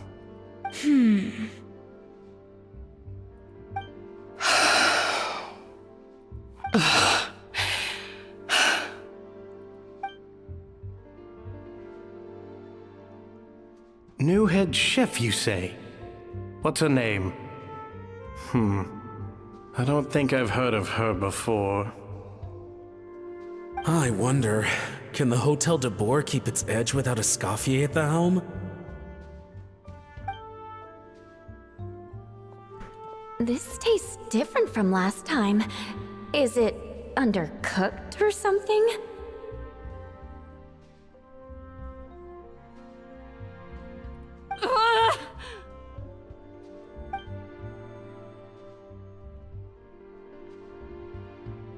Take this. It's a copy of the Codex de Boer. From now on, you will be its keeper. Don't listen to the doubters. If I say you can do it, then you can do it. Even if you don't believe in yourself, at least believe in me. Hey, did you hear me? Once I'm gone, the restaurant is all yours.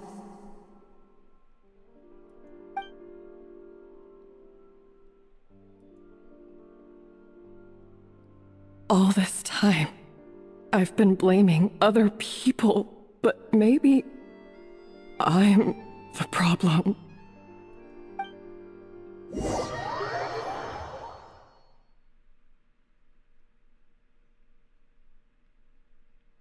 I sincerely apologize for putting everyone out. Savannah's awake now, but I don't think she's ready to speak to anyone yet. Let's give her the day to calm down. I'm sure you'll have the chance to talk everything out tomorrow. In that case, I'll go and update Firma and his family. I wonder what he'll make of all this. So, we'll come back tomorrow then. Yep, let's go. That was a long day. I think I've earned myself a sweet treat when I get back home. Oh, nice! Macarons? Or are you gonna switch it up this time? What is it, Escoffier? Traveler, how much do you know about the snow-winged goose? Not a whole lot. Every year, they migrate long distances in search of a suitable home. There's always one goose at the front whose job is to lead the flock. Fontaine poets often use the image of that goose to explore the ideas about leadership and genius. They usually imagine someone who's a cut above the rest, a model of perfection. But what those poets don't know is that during a migration, the lead goose is always changing. Once the lead goose shows signs of fatigue, it retreats to the back of the flock and allows another goose to take its place. So the truth is that leadership, with all the responsibilities and pressures that come with it, it's something that everyone takes turns at. But we humans completely miss that fact when we project our own ideas about social hierarchies onto them. So you talking about you and Savannah? I guess what I'm saying is, I don't buy into this notion that there's some sort of gulf between normal and genius. Cooking is a science, not magic. Given the same ingredients, same recipe, and same environment, I see no reason why two different people shouldn't be able to create the exact same dish. Of course, some people have a more sensitive palate than others, and some people are just born bolder or more conscientious. But these are all variables that can be accounted for with time and practice. I'd have no reason to expect so much from others if I believed that perfection can only come from the hands of a genius.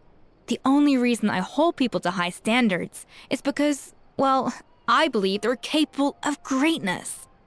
I don't know if you're right, but I think that's a great thing to believe in. Okay, I've made up my mind. I'm gonna get to the bottom of why Savannah failed. And come tomorrow, I'll give her the scolding of her life, pointing out all the mistakes she's made along the way. Then she'll finally see the error of her ways.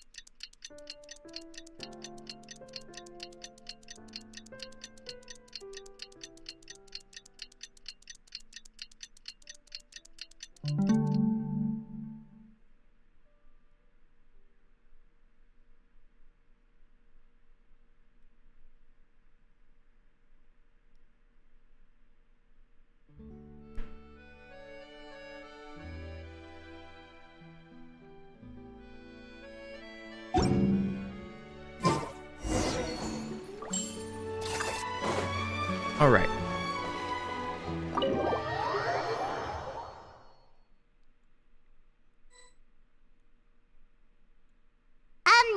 Why are we here so early? Our meeting with Van de Gem isn't for a while. Wanted to check on Escoffier. Check on her? Why? What happened? Nothing. I just wanted to see her.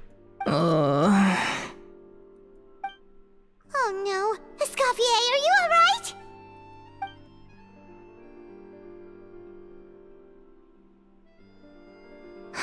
I'm fine. Just need to get some more coffee in me. You really did pull an all-nighter again. An all-nighter then. Huh? What happened to my coffee? Did I really drink it all? I'll get you a fresh one. Alright. Thanks. I appreciate it. Mm-hmm. Well, there's cooking facilities here. Or we could just grab a cup of coffee from Cafe Lutece, but either way, hurry!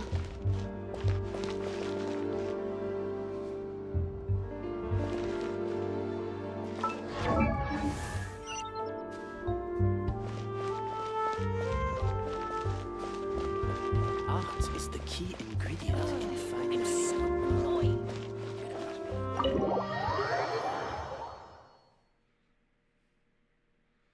Okay, we gotta get a cup of coffee.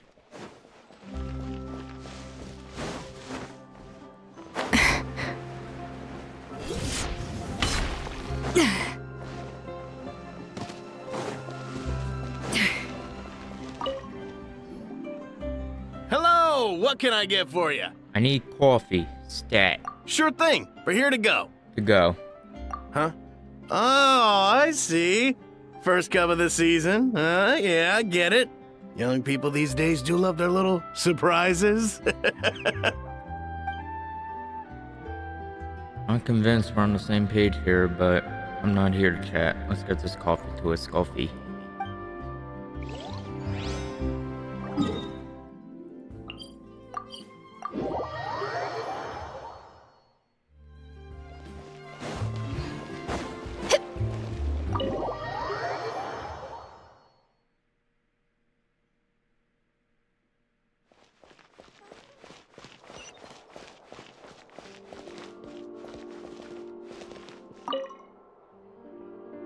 Coffee. Need coffee. Coffee?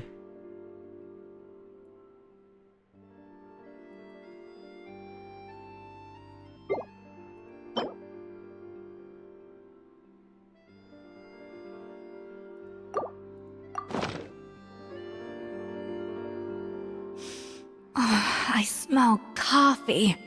Mm-hmm. I feel much better now. Thank you so much, Traveler and Paimon. No problem. Glad to hear it, but make sure to catch up on your sleep when you get the chance. Mm-hmm. How's the investigation, though? I think I figured out where the problem lies. Honestly, it's ridiculous. I don't know whether to laugh or cry. Wait, what investigation?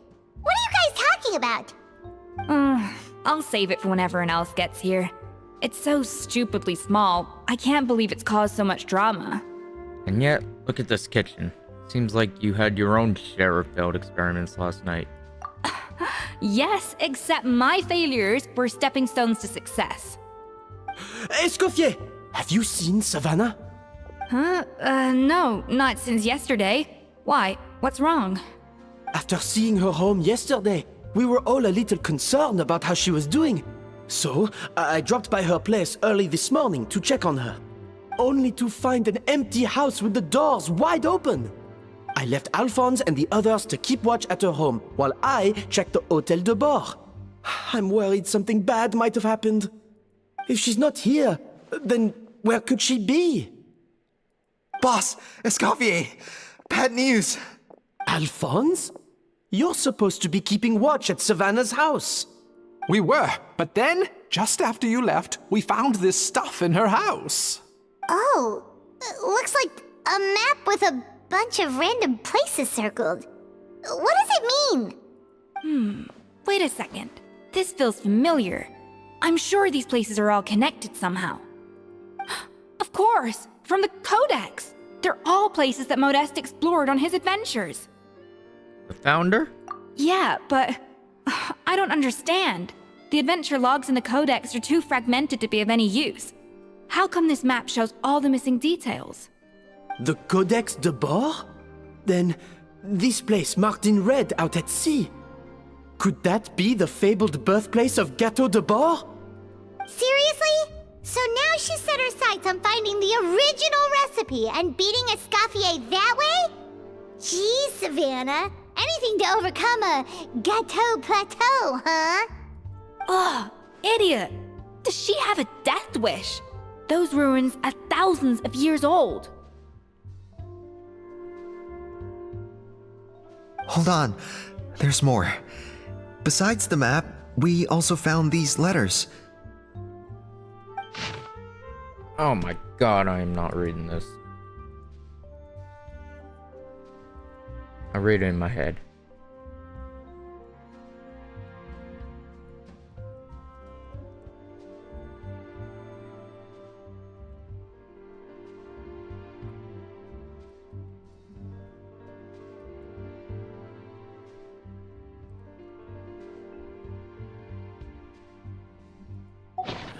It was you.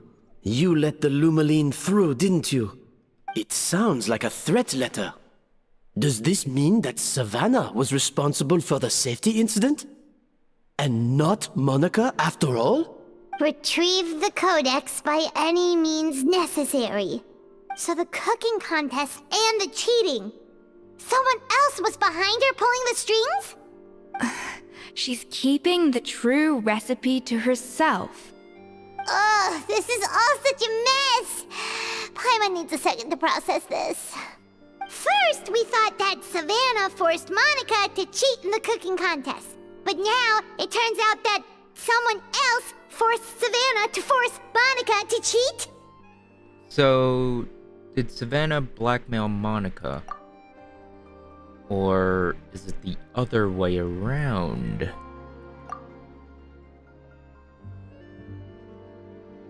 You're finally here. Of course. I should have put two and two together as soon as I read your threat letter. The food safety incident, the demand for a cooking contest, the instruction to blackmail Monica.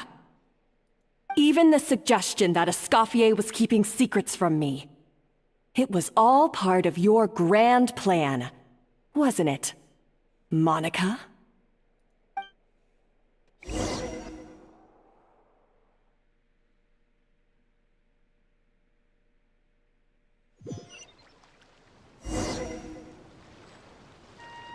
We should be getting close to the spot marked on the map. Of all the stupid things she's done, this really takes the cake. The moment we find her, I'm gonna curse the living daylights out of her.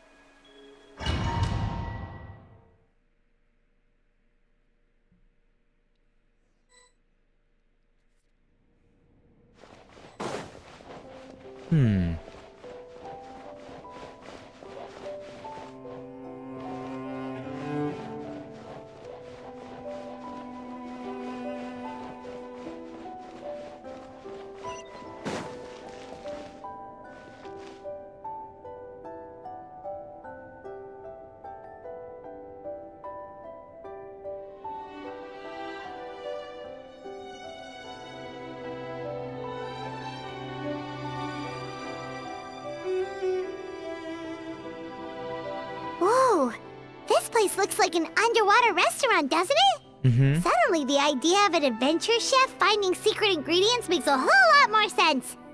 I think Modest's codex mentioned this place. A public bath from the time of Remoria. So yeah, definitely the kind of place that would have served food and drinks. Huh? Some blubber beasts have come to join the party? How did they get here?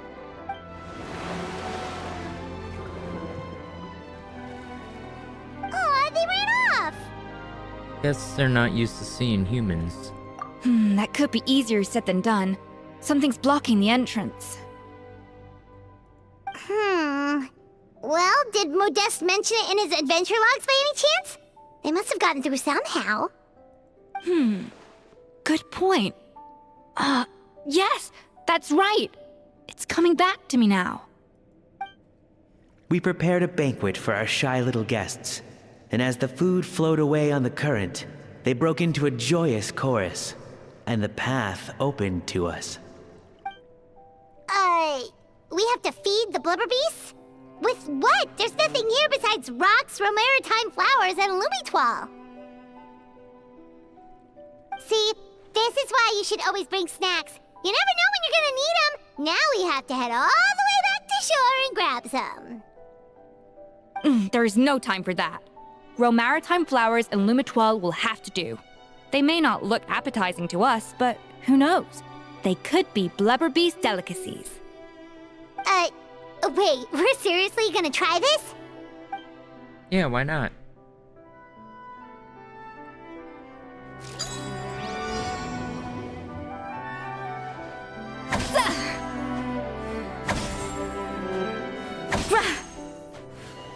A little amuse-bouche.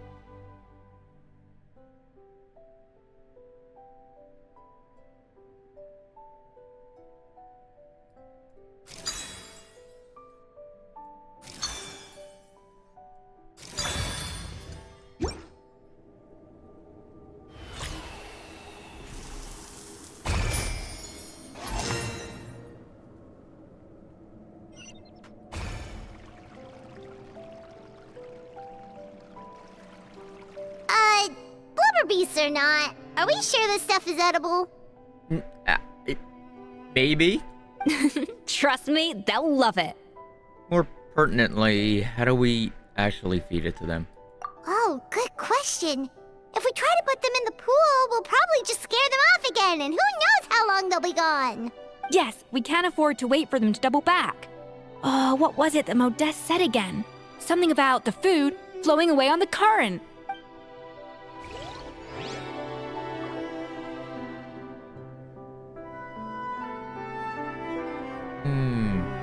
Oh, okay, so it's like conveyor sushi.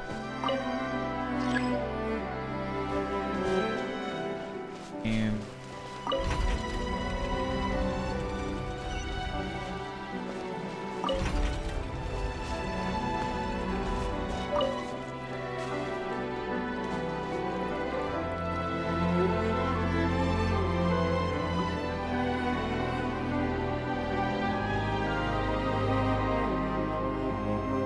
there we go. Wow, it's really singing! It must taste better than Paimon thought!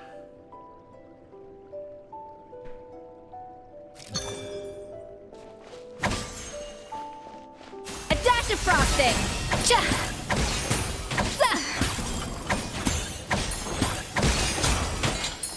The tracks turned back again.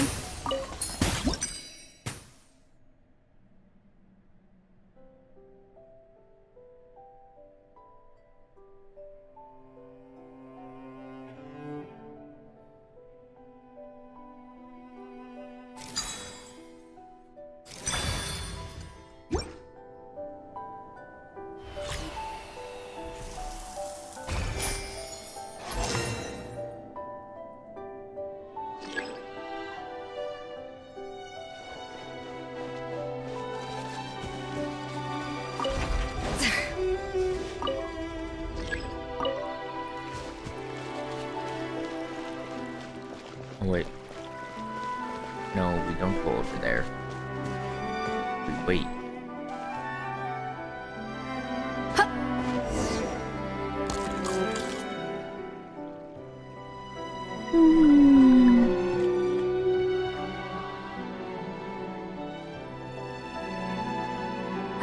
Hey, it's open!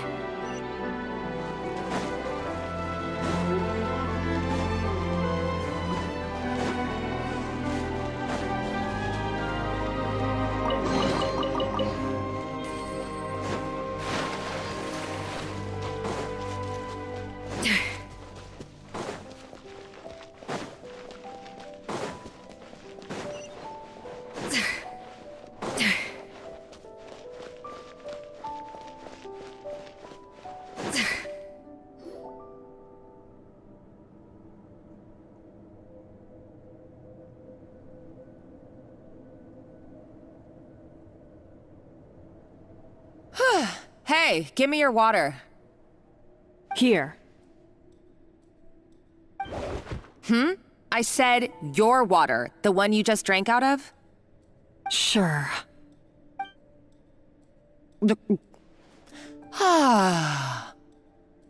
All those years slaving away under Escoffier, and then you. Today, it's finally paying off. Not only have I found the ruin that Savelli kept hidden, but I also get to boss you around like my little lapdog. Hey, go scout ahead for me. If we need to do any more blast tunneling, I want to know where to lay the explosives. Did you not hear me? Get going. Why don't you do it yourself? Oh, when did you learn to fight back? You're always so compliant when I give you instructions by letter. That's because you threatened to expose me for the Lumiline incident. I swear, if I'd known what you were planning, I'd never have... Ha! Don't be so self-righteous. Admit it, you've always been jealous. You were terrified of her finding out about your part in the Lumiline incident, and you resented the way her reputation hung over you. So you jumped at the chance to convince yourself that she was the villain, that she deliberately hid her secret recipes from you just to hold you back. It was the only excuse you needed to justify getting back at her.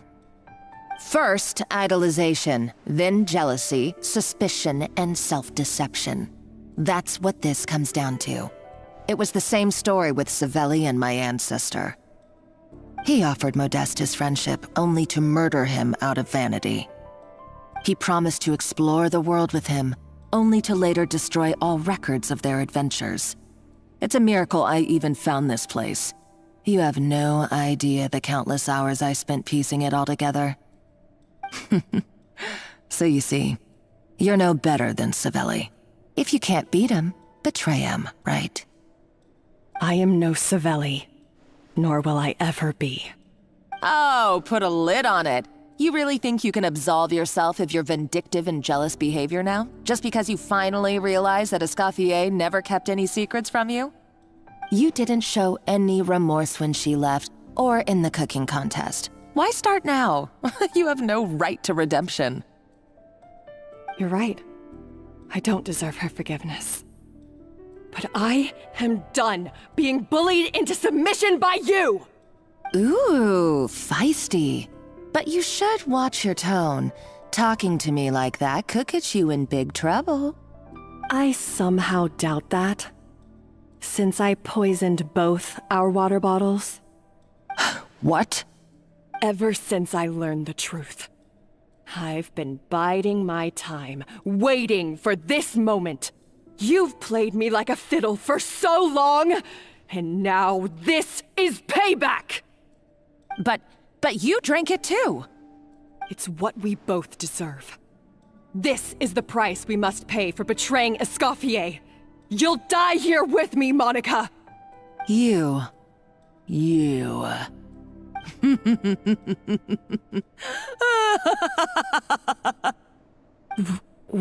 What's so funny? Oh, you're too much. I thought I'd play along for a bit just to amuse myself. You gave a very rousing performance. I saw your dumb plan a mile off. There's no poison in these bottles, just clean, fresh water. No. Revenge is a dish best served cold, you know? Did you really think your half-baked plot would fool me? You're a lousy chef, and you make a lousy villain, too. A complete waste of space. No wonder you never amounted to anything. Everything I ever did was a failure. And now, I failed again, for the last time. Hey, why don't you try your hand at being a comedian in your next life? You got a good laugh out of me. But now the show's over. You should have just done like I asked, Savannah. All I wanted you to do was scout the ruins for me. But you had your chance, and now it's time to say goodbye. Stop right there! Let her go, Monica! We've got you surrounded! Escoffier? Ugh, looks like I'll have to keep you around for a little longer. You can't!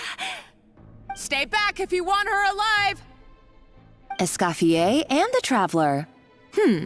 I can't take you both on in combat, but if you so much as flinch, I can end Savannah's life in a heartbeat.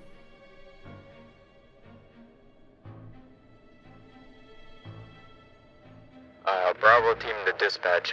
We got a hostage situation.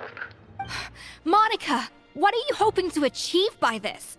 You're about to commit murder, and for what? A recipe?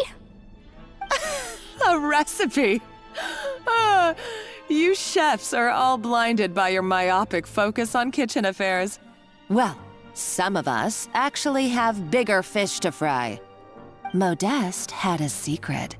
The truth behind his so-called genius, the je ne sais quoi factor in his Gâteau de Bourg, and it's right here in these ruins. Are you serious? You're here because of a Gâteau de Bourg obsession? You've gone completely mad! I couldn't care less about the cake itself. No, the real treasure is the secret ingredient that Modeste sourced from these ruins. He and Savelli were fools. A priceless treasure of Remoria in the palms of their hands, and they thought, ooh, this would go great in our cake mix. We're talking about a powerful stimulant that also sharpens the senses. That's no cooking ingredient. It's a groundbreaking drug. That's right, I've done my research. It was a drug that Remoria developed for their war machine. I could make a killing by selling it to the treasure hoarders or the Fatui. Will you listen to yourself? You're completely delusional. My eyes are wide open.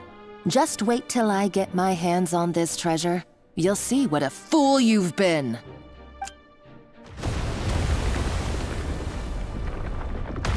Wait, what's that sound? Explosions.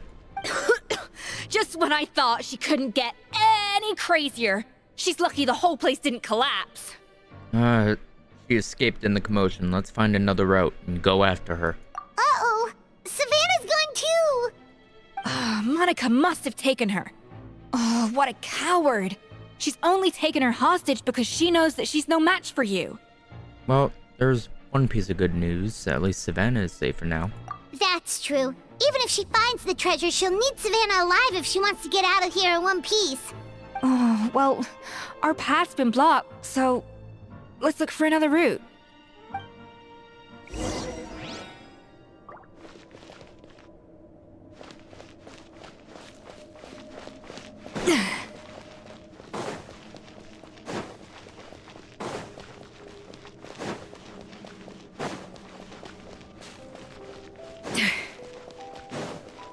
The water looks pretty deep here. Maybe it leads somewhere.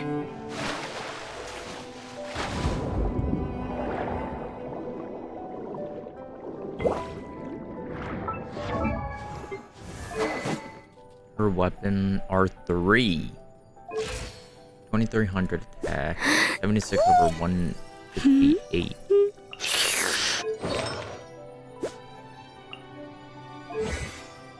10, 13, 10.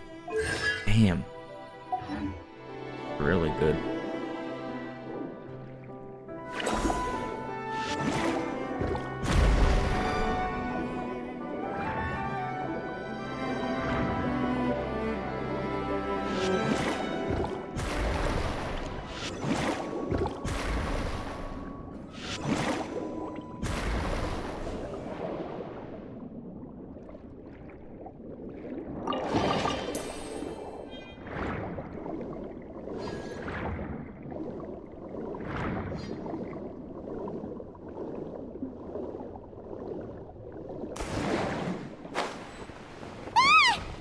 How are they still mobile? They were probably awakened by the explosion just now. Alright, Nice Skills 101. Time for some rough chopping. Damn.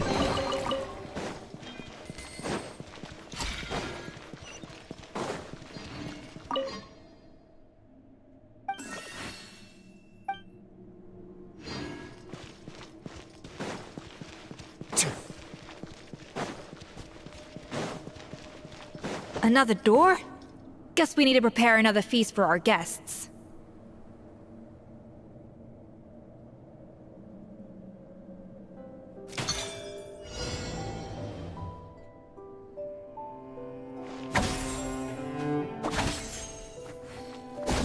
Yeah!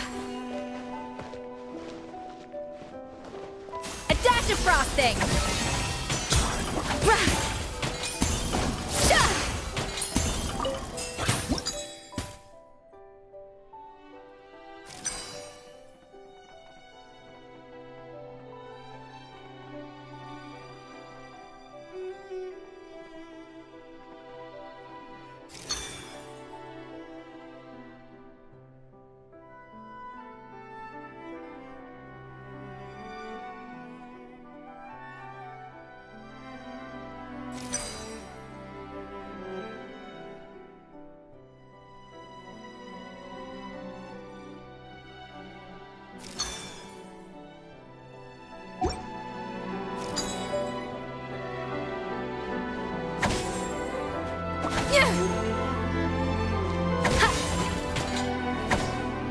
A little amuse bouche.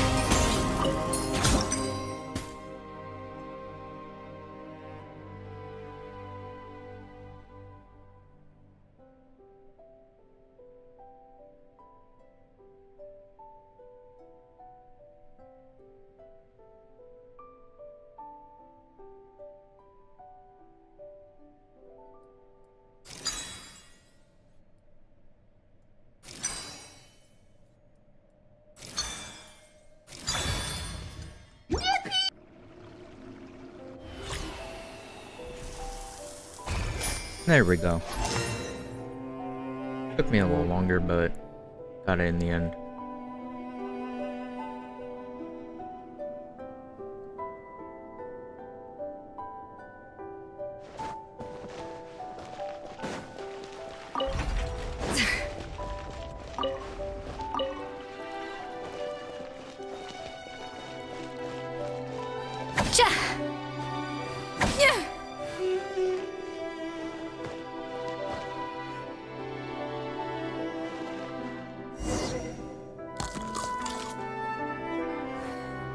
It seems to really like the texture of Rome maritime flowers.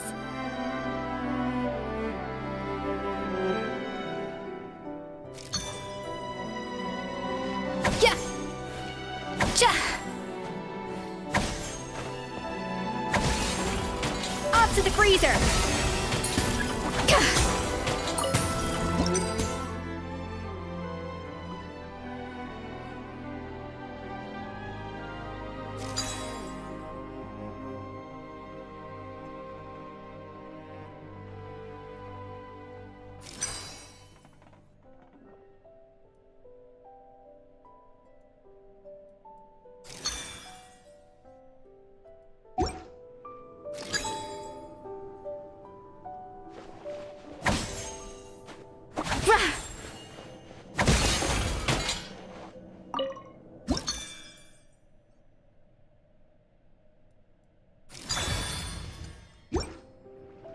Here we go.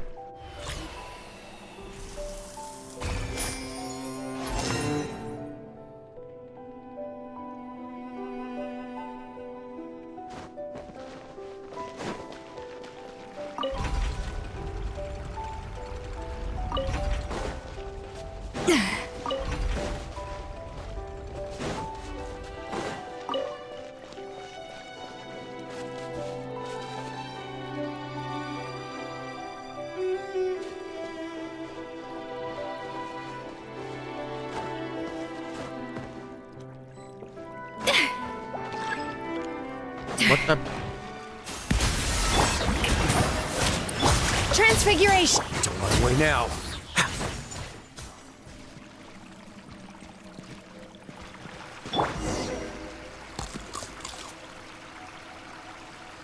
I never knew you could process Lumitwol like that. Alright, I've got to jot this down.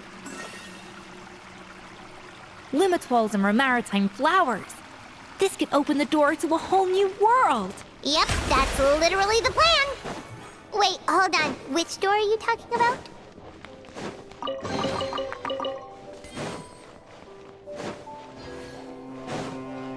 I didn't expect this quest to be this long.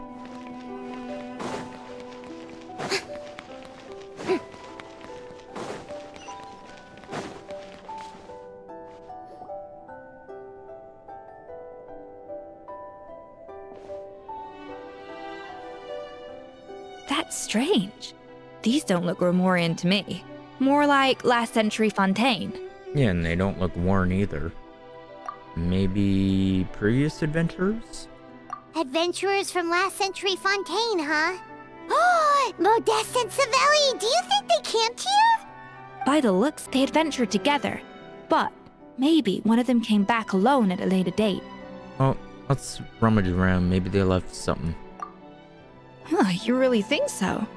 Trust our adventurers' instincts. We're pros at this stuff, just like you're a pro in the kitchen. Well, I'm a pro, at least. Okay, well, the Traveler has more adventuring experience overall, but Paimon's definitely a pro rummager from all those treasure chests. And I found it. Darn it! Paimon was just about to show off her rummaging skills. Huh, no kidding. Are all adventurers so obsessed with journaling? I mean, I guess I take a lot of notes when I'm cooking as well, but I thought that was just me. Anyway, let's find out who was here. It's been years since I've last visited these ruins. It's exactly the way I remember it. This place probably hasn't changed in millennia. Sadly, up above, on dry land, everything has changed. The treasure of Remoria. That's what we used to call it. Modeste was right about its potential. It turned Gâteau de Bourg into a national sensation. Our limited stock of the substance meant that the gâteau could only be produced on a small scale, but this only drove up the popularity all the more. Modeste was right about that too. He predicted all of it. He was praised as a genius, while I, as the one person who'd ever disagreed with him, was labeled a talentless fool. Modeste tried his best to console me, but I knew better than anyone just how great the gulf was between us. Our conversations grew scarce, and we saw less and less of each other. I didn't fight it. He had new friends and a career of his own. Why invite further disdain by inserting myself where I did not belong? I told myself that maybe one day, when I finally created a masterpiece of my own, I'd be able to face him without shame. Or maybe one day, when I've put these feelings of self-loathing behind me, I'd be able to ask him with a smile on my face, how about we go on one more adventure, for old time's sake? Unfortunately, that day will never come. So it was Savelli. From the sounds of it, he came back after Modeste had already died. I always thought it was just a legend. But if it's true, then this must be the place where they found their secret ingredient, the birthplace of Gâteau de Bourg. In that case, what does that say about the death of Modeste? If it's all true, maybe Savelli really did have something to do with it. Well, let's keep reading. The taste of Gâteau de Bourg has changed. Modeste was convinced of this, even though everyone swore they couldn't tell. Being the perfectionist that he was, he refused to accept even the slightest flaw in his work. He stopped all sales of the product, locked himself away in the kitchen, and worked day and night, vowing to find out where he had gone wrong.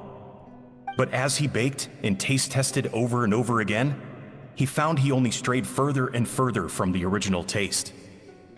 It was only when he was sipping on coffee one day and realized he could not taste the bitterness that the truth finally dawned on him. What had changed was not the gâteau, but his sense of taste. The treasure of Remoria stimulates the senses, taste included, and invigorates the spirit. In the short term, it offers people the ultimate gourmet experience, but in the long term, it dulls their senses entirely. In hindsight, it made perfect sense. After all, why would a culture that sought liberation from the constraints of their bodies care for the loss of their senses? But we realized it too late. We were just too late. Over the course of his many culinary experiments, Modeste exhausted the remaining supply of the treasure of Remoria. He consumed it all himself. The finest culinary talent of his generation now faced a future in which he would never be able to taste anything ever again. Finally, in despair, he took his own life. And because we had become estranged, I could not be there to stop him, to offer some words of comfort, or even to say goodbye. Yet despite everything, he sent me his final letter. The treasure of Remoria? Guess Monica was really onto something. It really was a kind of drug. So, Modeste chose to end his own life. Then, why all the rumors that Savelli murdered him? Also, neither the Codex nor any other contemporary records make any mention of the treasure of Remoria. It's almost as if someone deliberately erased it from history. Modeste told me everything in his final letter. His was a tale of how even a genius could fail, and how much more devastating it is when it happens. Did he hope I would gain some personal catharsis from knowing the truth? Or maybe he wished for me to warn the public about the dangers of Gâteau de Bourg, proving that I had been right all along. But if the public ever learned how Modeste's greatest triumph became his undoing, his fall from grace would be swift and merciless. 1 minute a genius, the next a joke. It would surely spell the end for his restaurant too. What would be his legacy then? How would future generations view everything we built together? I fear the scorn I have faced these last years would pale in comparison to the scorn shown to him by the history books. I cannot let that come to pass.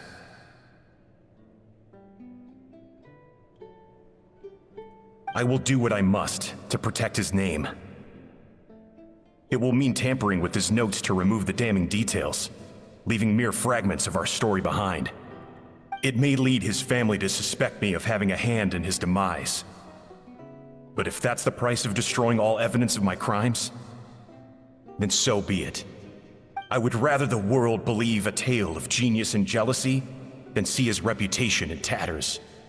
The final loose end is the evidence here, at the bottom of the sea. Oh no, we gotta stop Monica. Huh? What's wrong? Didn't we say Savannah should be safe for now? Yeah, but... So we thought, but if Monica finds out what happened to the treasure, there's no telling what she might do.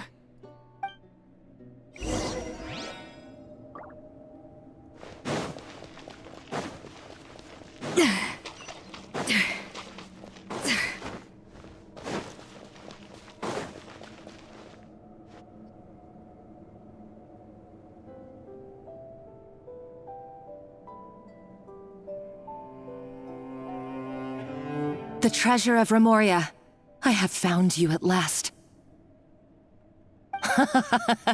Savelli, you tried your best to bury the truth, but you underestimated the children of Modeste. Some fragments of his diary escaped your clutches, and we have held on to them for generations. But I have to thank you too, Savannah. Without your help retrieving the Codex, and with it the last piece of the puzzle, I may never have found this place. But now, finally, the secret to Remoria's military might is within my grasp. The treasure of Remoria is mine! Oh, it's empty. It's empty? Monica? Oh, we were seconds too late. Escoffier? What's the deal with that jar? Savelli's final act! He wanted to conceal the secret of the treasure forevermore and make sure it would never harm anyone again. So he came here after his friend's death and destroyed every last shred that remained. This can't be happening. All the years I spent piecing together the truth. All my painstaking planning. All that for an empty jar? Monica, don't do anything stupid. This ruin is more dangerous than you realize. There's a golem right there. Oh, shut your pie hole! Now you fucking done it. To Lord Remus. You barbarian shall be slain. Okay, go ahead, Mr. Golem.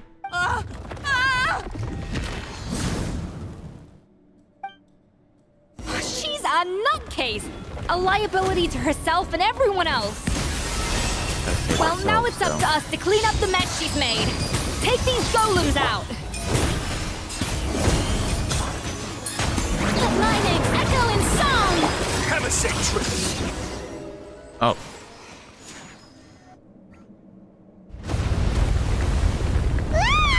Why is this place still shaking? The boom boom. The bombs. Either way, it's all her fault. Well, yeah. Enough chit-chat. Let's get out of here, Traveler Escoffier, come on! Mm-hmm. Okay, I'm coming. Whoa. Oh, no, you don't. Shots fired. Shots if I can't fired. get what I want, neither will any of you. Officer in danger. I've got nothing to show for my life's work so far. But if I can take another so-called genius down with me in my final moment, then it was all worth it. You're a psycho!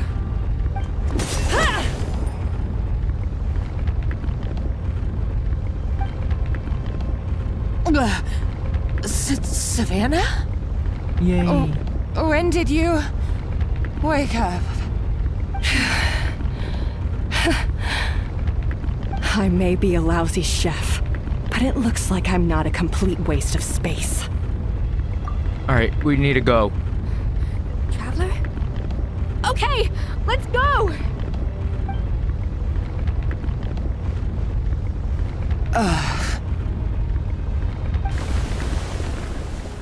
Bye-bye, Monica.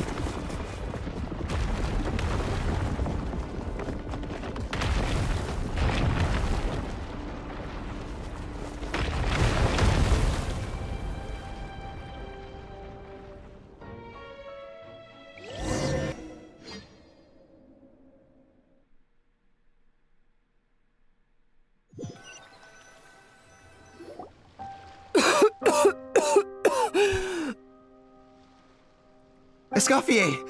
Savannah! Alphonse. Traveler! And Paimon! Yes, we are back. Venejem! What are you all doing here? What did you expect us to do? Stay at the restaurant and sit on our merry derrieres? While the Traveler and Escoffier were out here risking their lives? We had to do something. Even though that something ended up being, well, waiting for you here instead.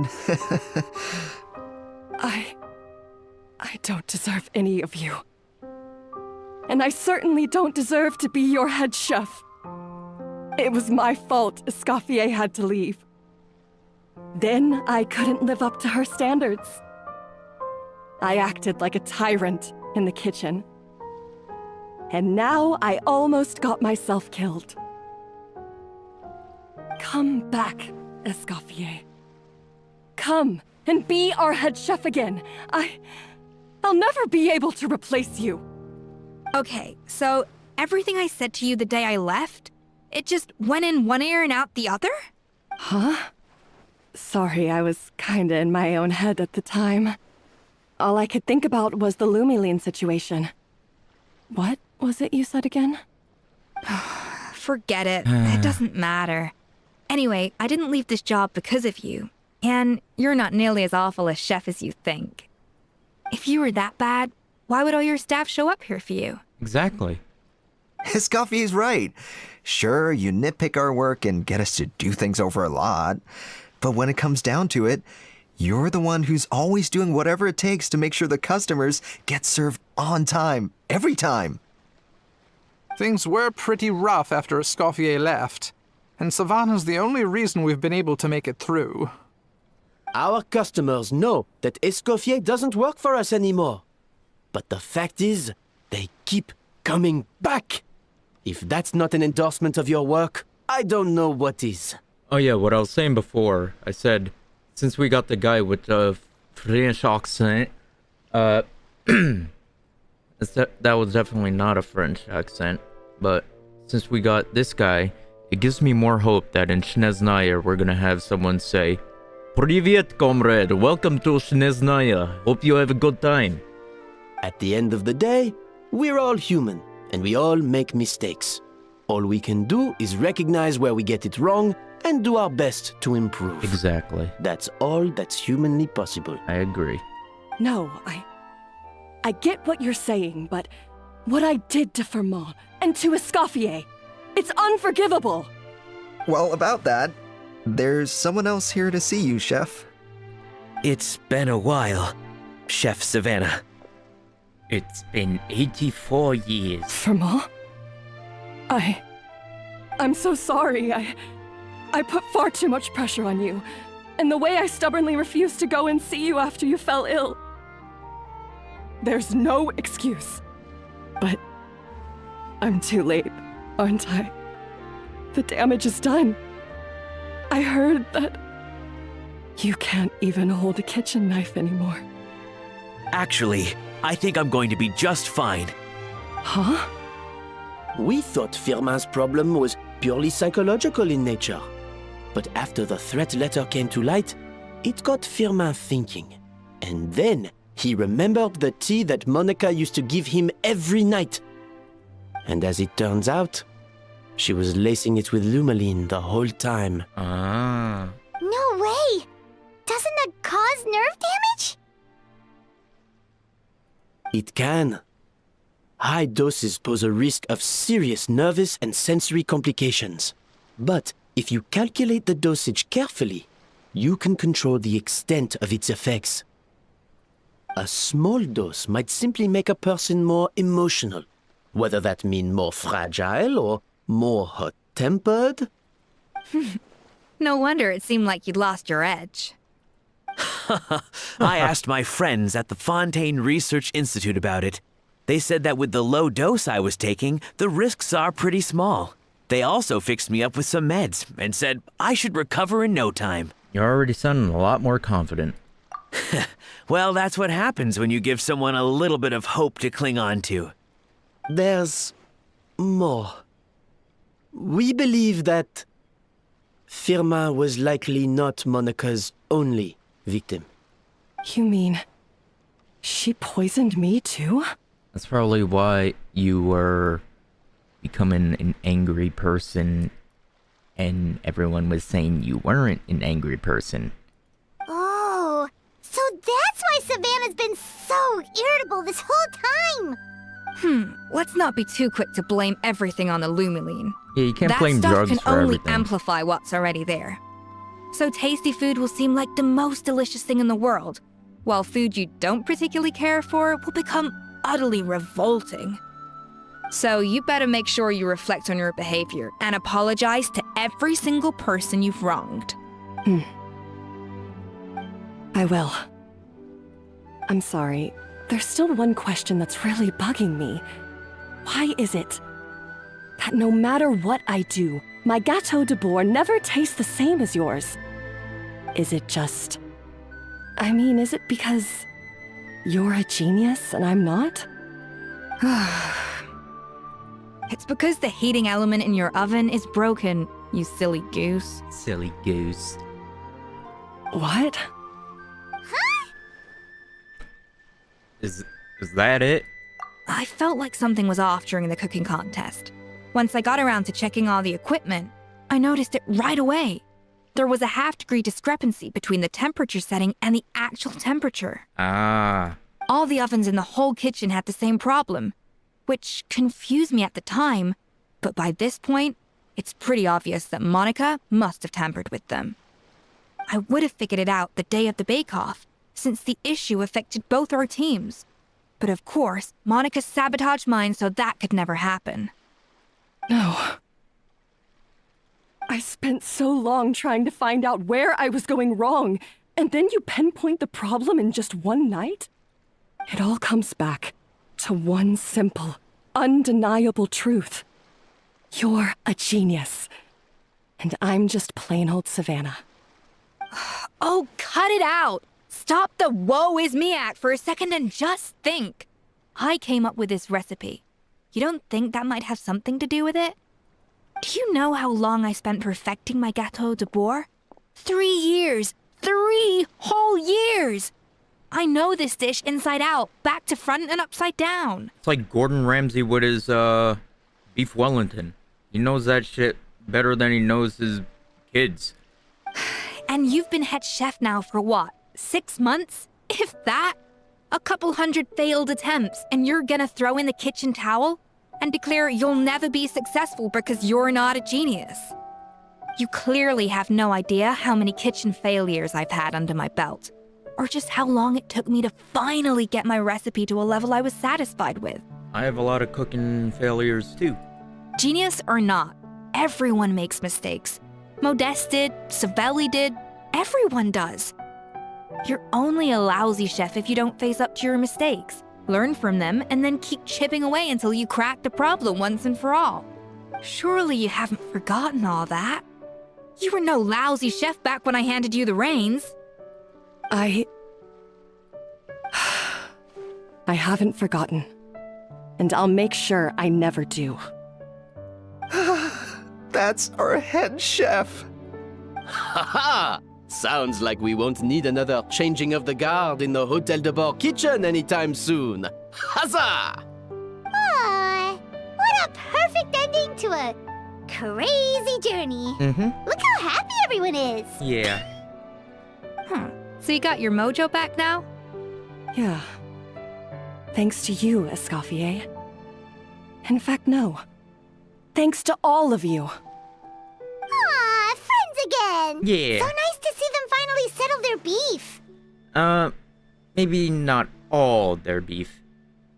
Good. So now that's out of the way. Get it. Food joke. Okay. It's time for payback. You cheated in our last bake-off, and I demand a rematch right now. She looks angry.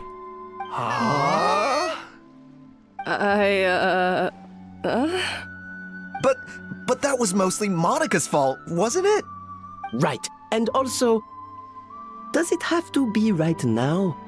Savannah's only just got her mojo back, and you barely escaped from a death trap. No excuses. This is a cooking contest between 2 top chefs, and nothing will stand in its way.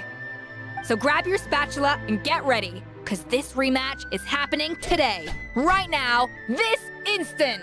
Right here, right now, we're having it out. Hey, so, this whole time you were salty about losing? Yeah. The second cooking contest commences now! This time, no more games, and no holding back!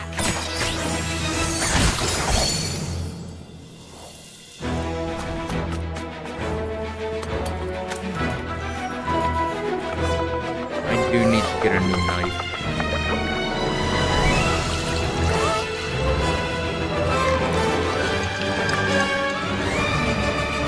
I think the skill on my knife is not the best. It dulls really quickly.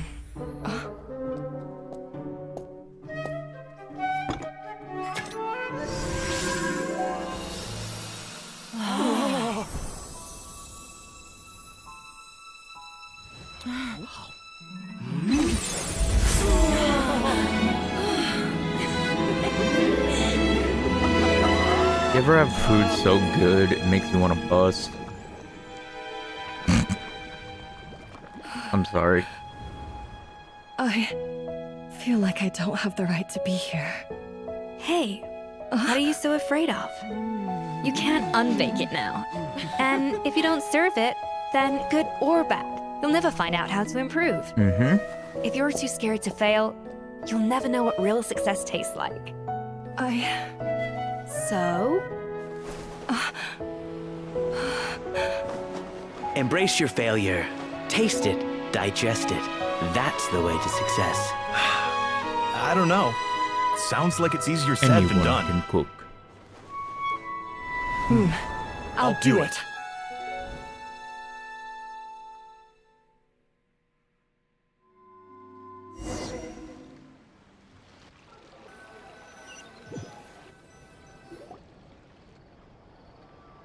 The results are in! A landslide victory for Escoffier! Quite rightly, too. Piece of cake. Mm-hmm. Another screenshot.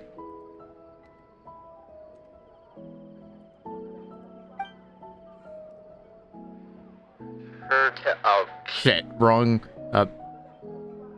Hertel seems very happy with the results. Oh yeah, look at that! Savannah looks pretty chipper too, considering she lost. Yeah. This wasn't for you, was it? You did it for Savannah's sake. Now, where were we? Yes. Do you have any more questions for me after everything that's happened? You have any future plans? You gonna stay at the Fleuve Songe? I thought Navia would have filled you in. And actually, I said all this to Savannah before I left. Although, as we saw, I don't think any of it sank in.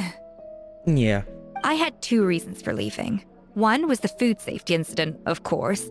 But the other was that the Hotel de Boer had reached a point where it didn't need me anymore. So I decided to step down and look for new opportunities to improve myself. Improve how? There's always room for improvement. No one is ever the best at anything. Even the greatest musician, the greatest athlete, they could still improve. Well, a while back, I got to know a fellow chef from Liyue, and in her, I saw so many new possibilities. Jiangling mentioned?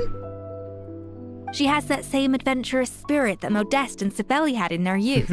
Slime mucus, lizard tails. With her, nothing's off the table. Yeah, she uses a lot of crazy ingredients. There's a whole world of new flavors out there waiting to be explored, hiding away in ingredients we overlook.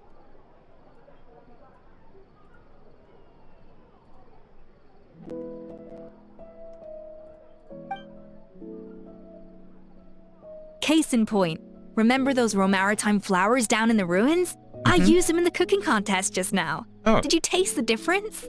What? Paimon didn't notice at all. Half of the art of cooking is dissecting the recipes of previous chefs and figuring out the exact constellation of elements that gave their work its signature taste. And the other half, it lies in freeing yourself from the confines of the kitchen. You've got to go out and explore the endless possibilities out there. I like that screenshot too.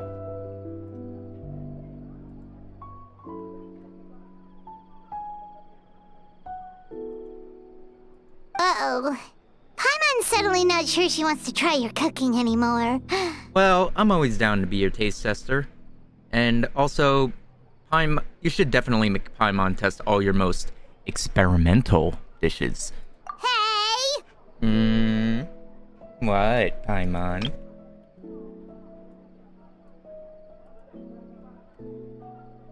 Getting a lot of screenshots this quest.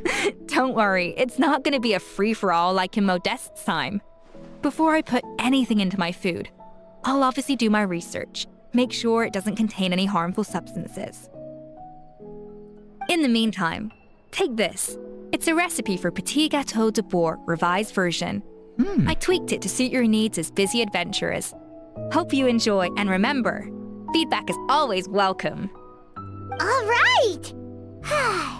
So, do you ever see yourself returning to Hotel de Boer? Oh, of course. I've already promised Vanishem that I'll come back every once in a while to make sure the quality of the food remains at an acceptable level. Good luck to Savannah, I guess. You know, Paimon's Forgot still the a echo. little disappointed that we never got to see the treasure of Remoria.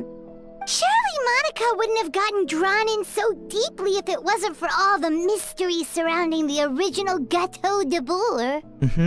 She practically dedicated her life to finding the lost pieces of Modeste's diary.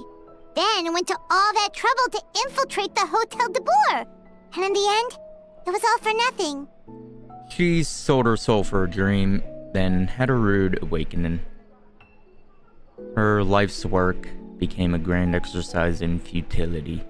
Since you mentioned the treasure, between Modest's writings and what we saw in those ruins, I think I may have figured out the truth. I think we just let Monica die in there, and we're not facing any charges. Interesting. The so-called Treasure of Remoria was most likely a substance that the Remorians extracted from Lumitwals, better known to us as Lumiline. She got pretty lips. Huh? So then, why all the hype back in the early days of Gateau de Boer? Don't forget, it was a very different era. We could barely even refine sugar back then. So desserts were very much in their infancy. In a world of bland food, it's no wonder that the first thing to really excite people's taste buds took the world by storm. That's true. And as for the Lumiline, it may well have been somewhat valuable in ancient times. But these days, it's just another drug from the Fontaine Research Institute. Even if Savelli hadn't destroyed it all, I doubt it would be worth that much these days. So after all that, there was nothing in those ruins but worthless junk. Basically. And yeah, since we took down most of the drug rings in Fontaine, I don't think there's many people that are doing drugs in Fontaine now. Feels strange to say it, but Paimon almost feels sorry for Monica. She sacrificed it all only to get nothing in return. Yeah, she got I think she got what she deserved. Oh, hey! Navia. Huh? Navia? You just got back from that underwater ruin, right? Well, check it out. They ran a special issue. And you mean Charlotte. Did you see anything like this down there? Freshly unearthed from the ruins of Remoria. A magnificent jar thought to be over 1,000 years old. Experts say it has immense artistic and historical value. It could be worth an absolute fortune. Wait, isn't that the jar they used to hold the treasure? And we broke it? If only it was still in one piece. Some butterfingers must have dropped it or something. Ugh, it's such a shame. Yeah, it is. Yeah. All the money I could have gotten. Could have retired. But we still did the quest. And we get a little bonus.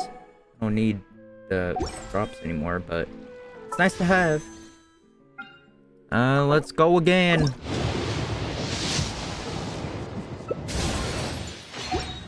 Let's go again. Alright. Nothing else? Okay. Yeah, so that's all for today. Tomorrow will be Fontaine's event, so we're gonna be back here again.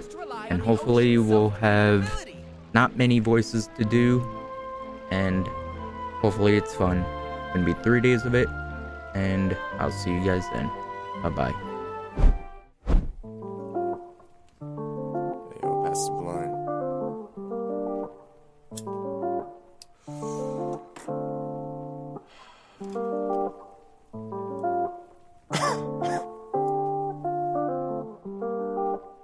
Yo. 4:20 in the and we ain't never stunned. Feeling like I'm drowning and there ain't no sounding. I'm feeling surrounded and there ain't no stopping. I just close your jaw dropping, now I be hopping. Going left and right with you all night. And that ain't no lie, no matter what's in life. Swear you about to be my wife, you don't save my life. Making me check twice, now I'ma roll the die. It's a snake of eyes, we in different states. But I don't seem to hesitate, I just wanna cuddle late in the night. You my light, take a hit, now you sit on my lap. Cause you're my cat, I'll love you more than anything. If you can just please say this one thing.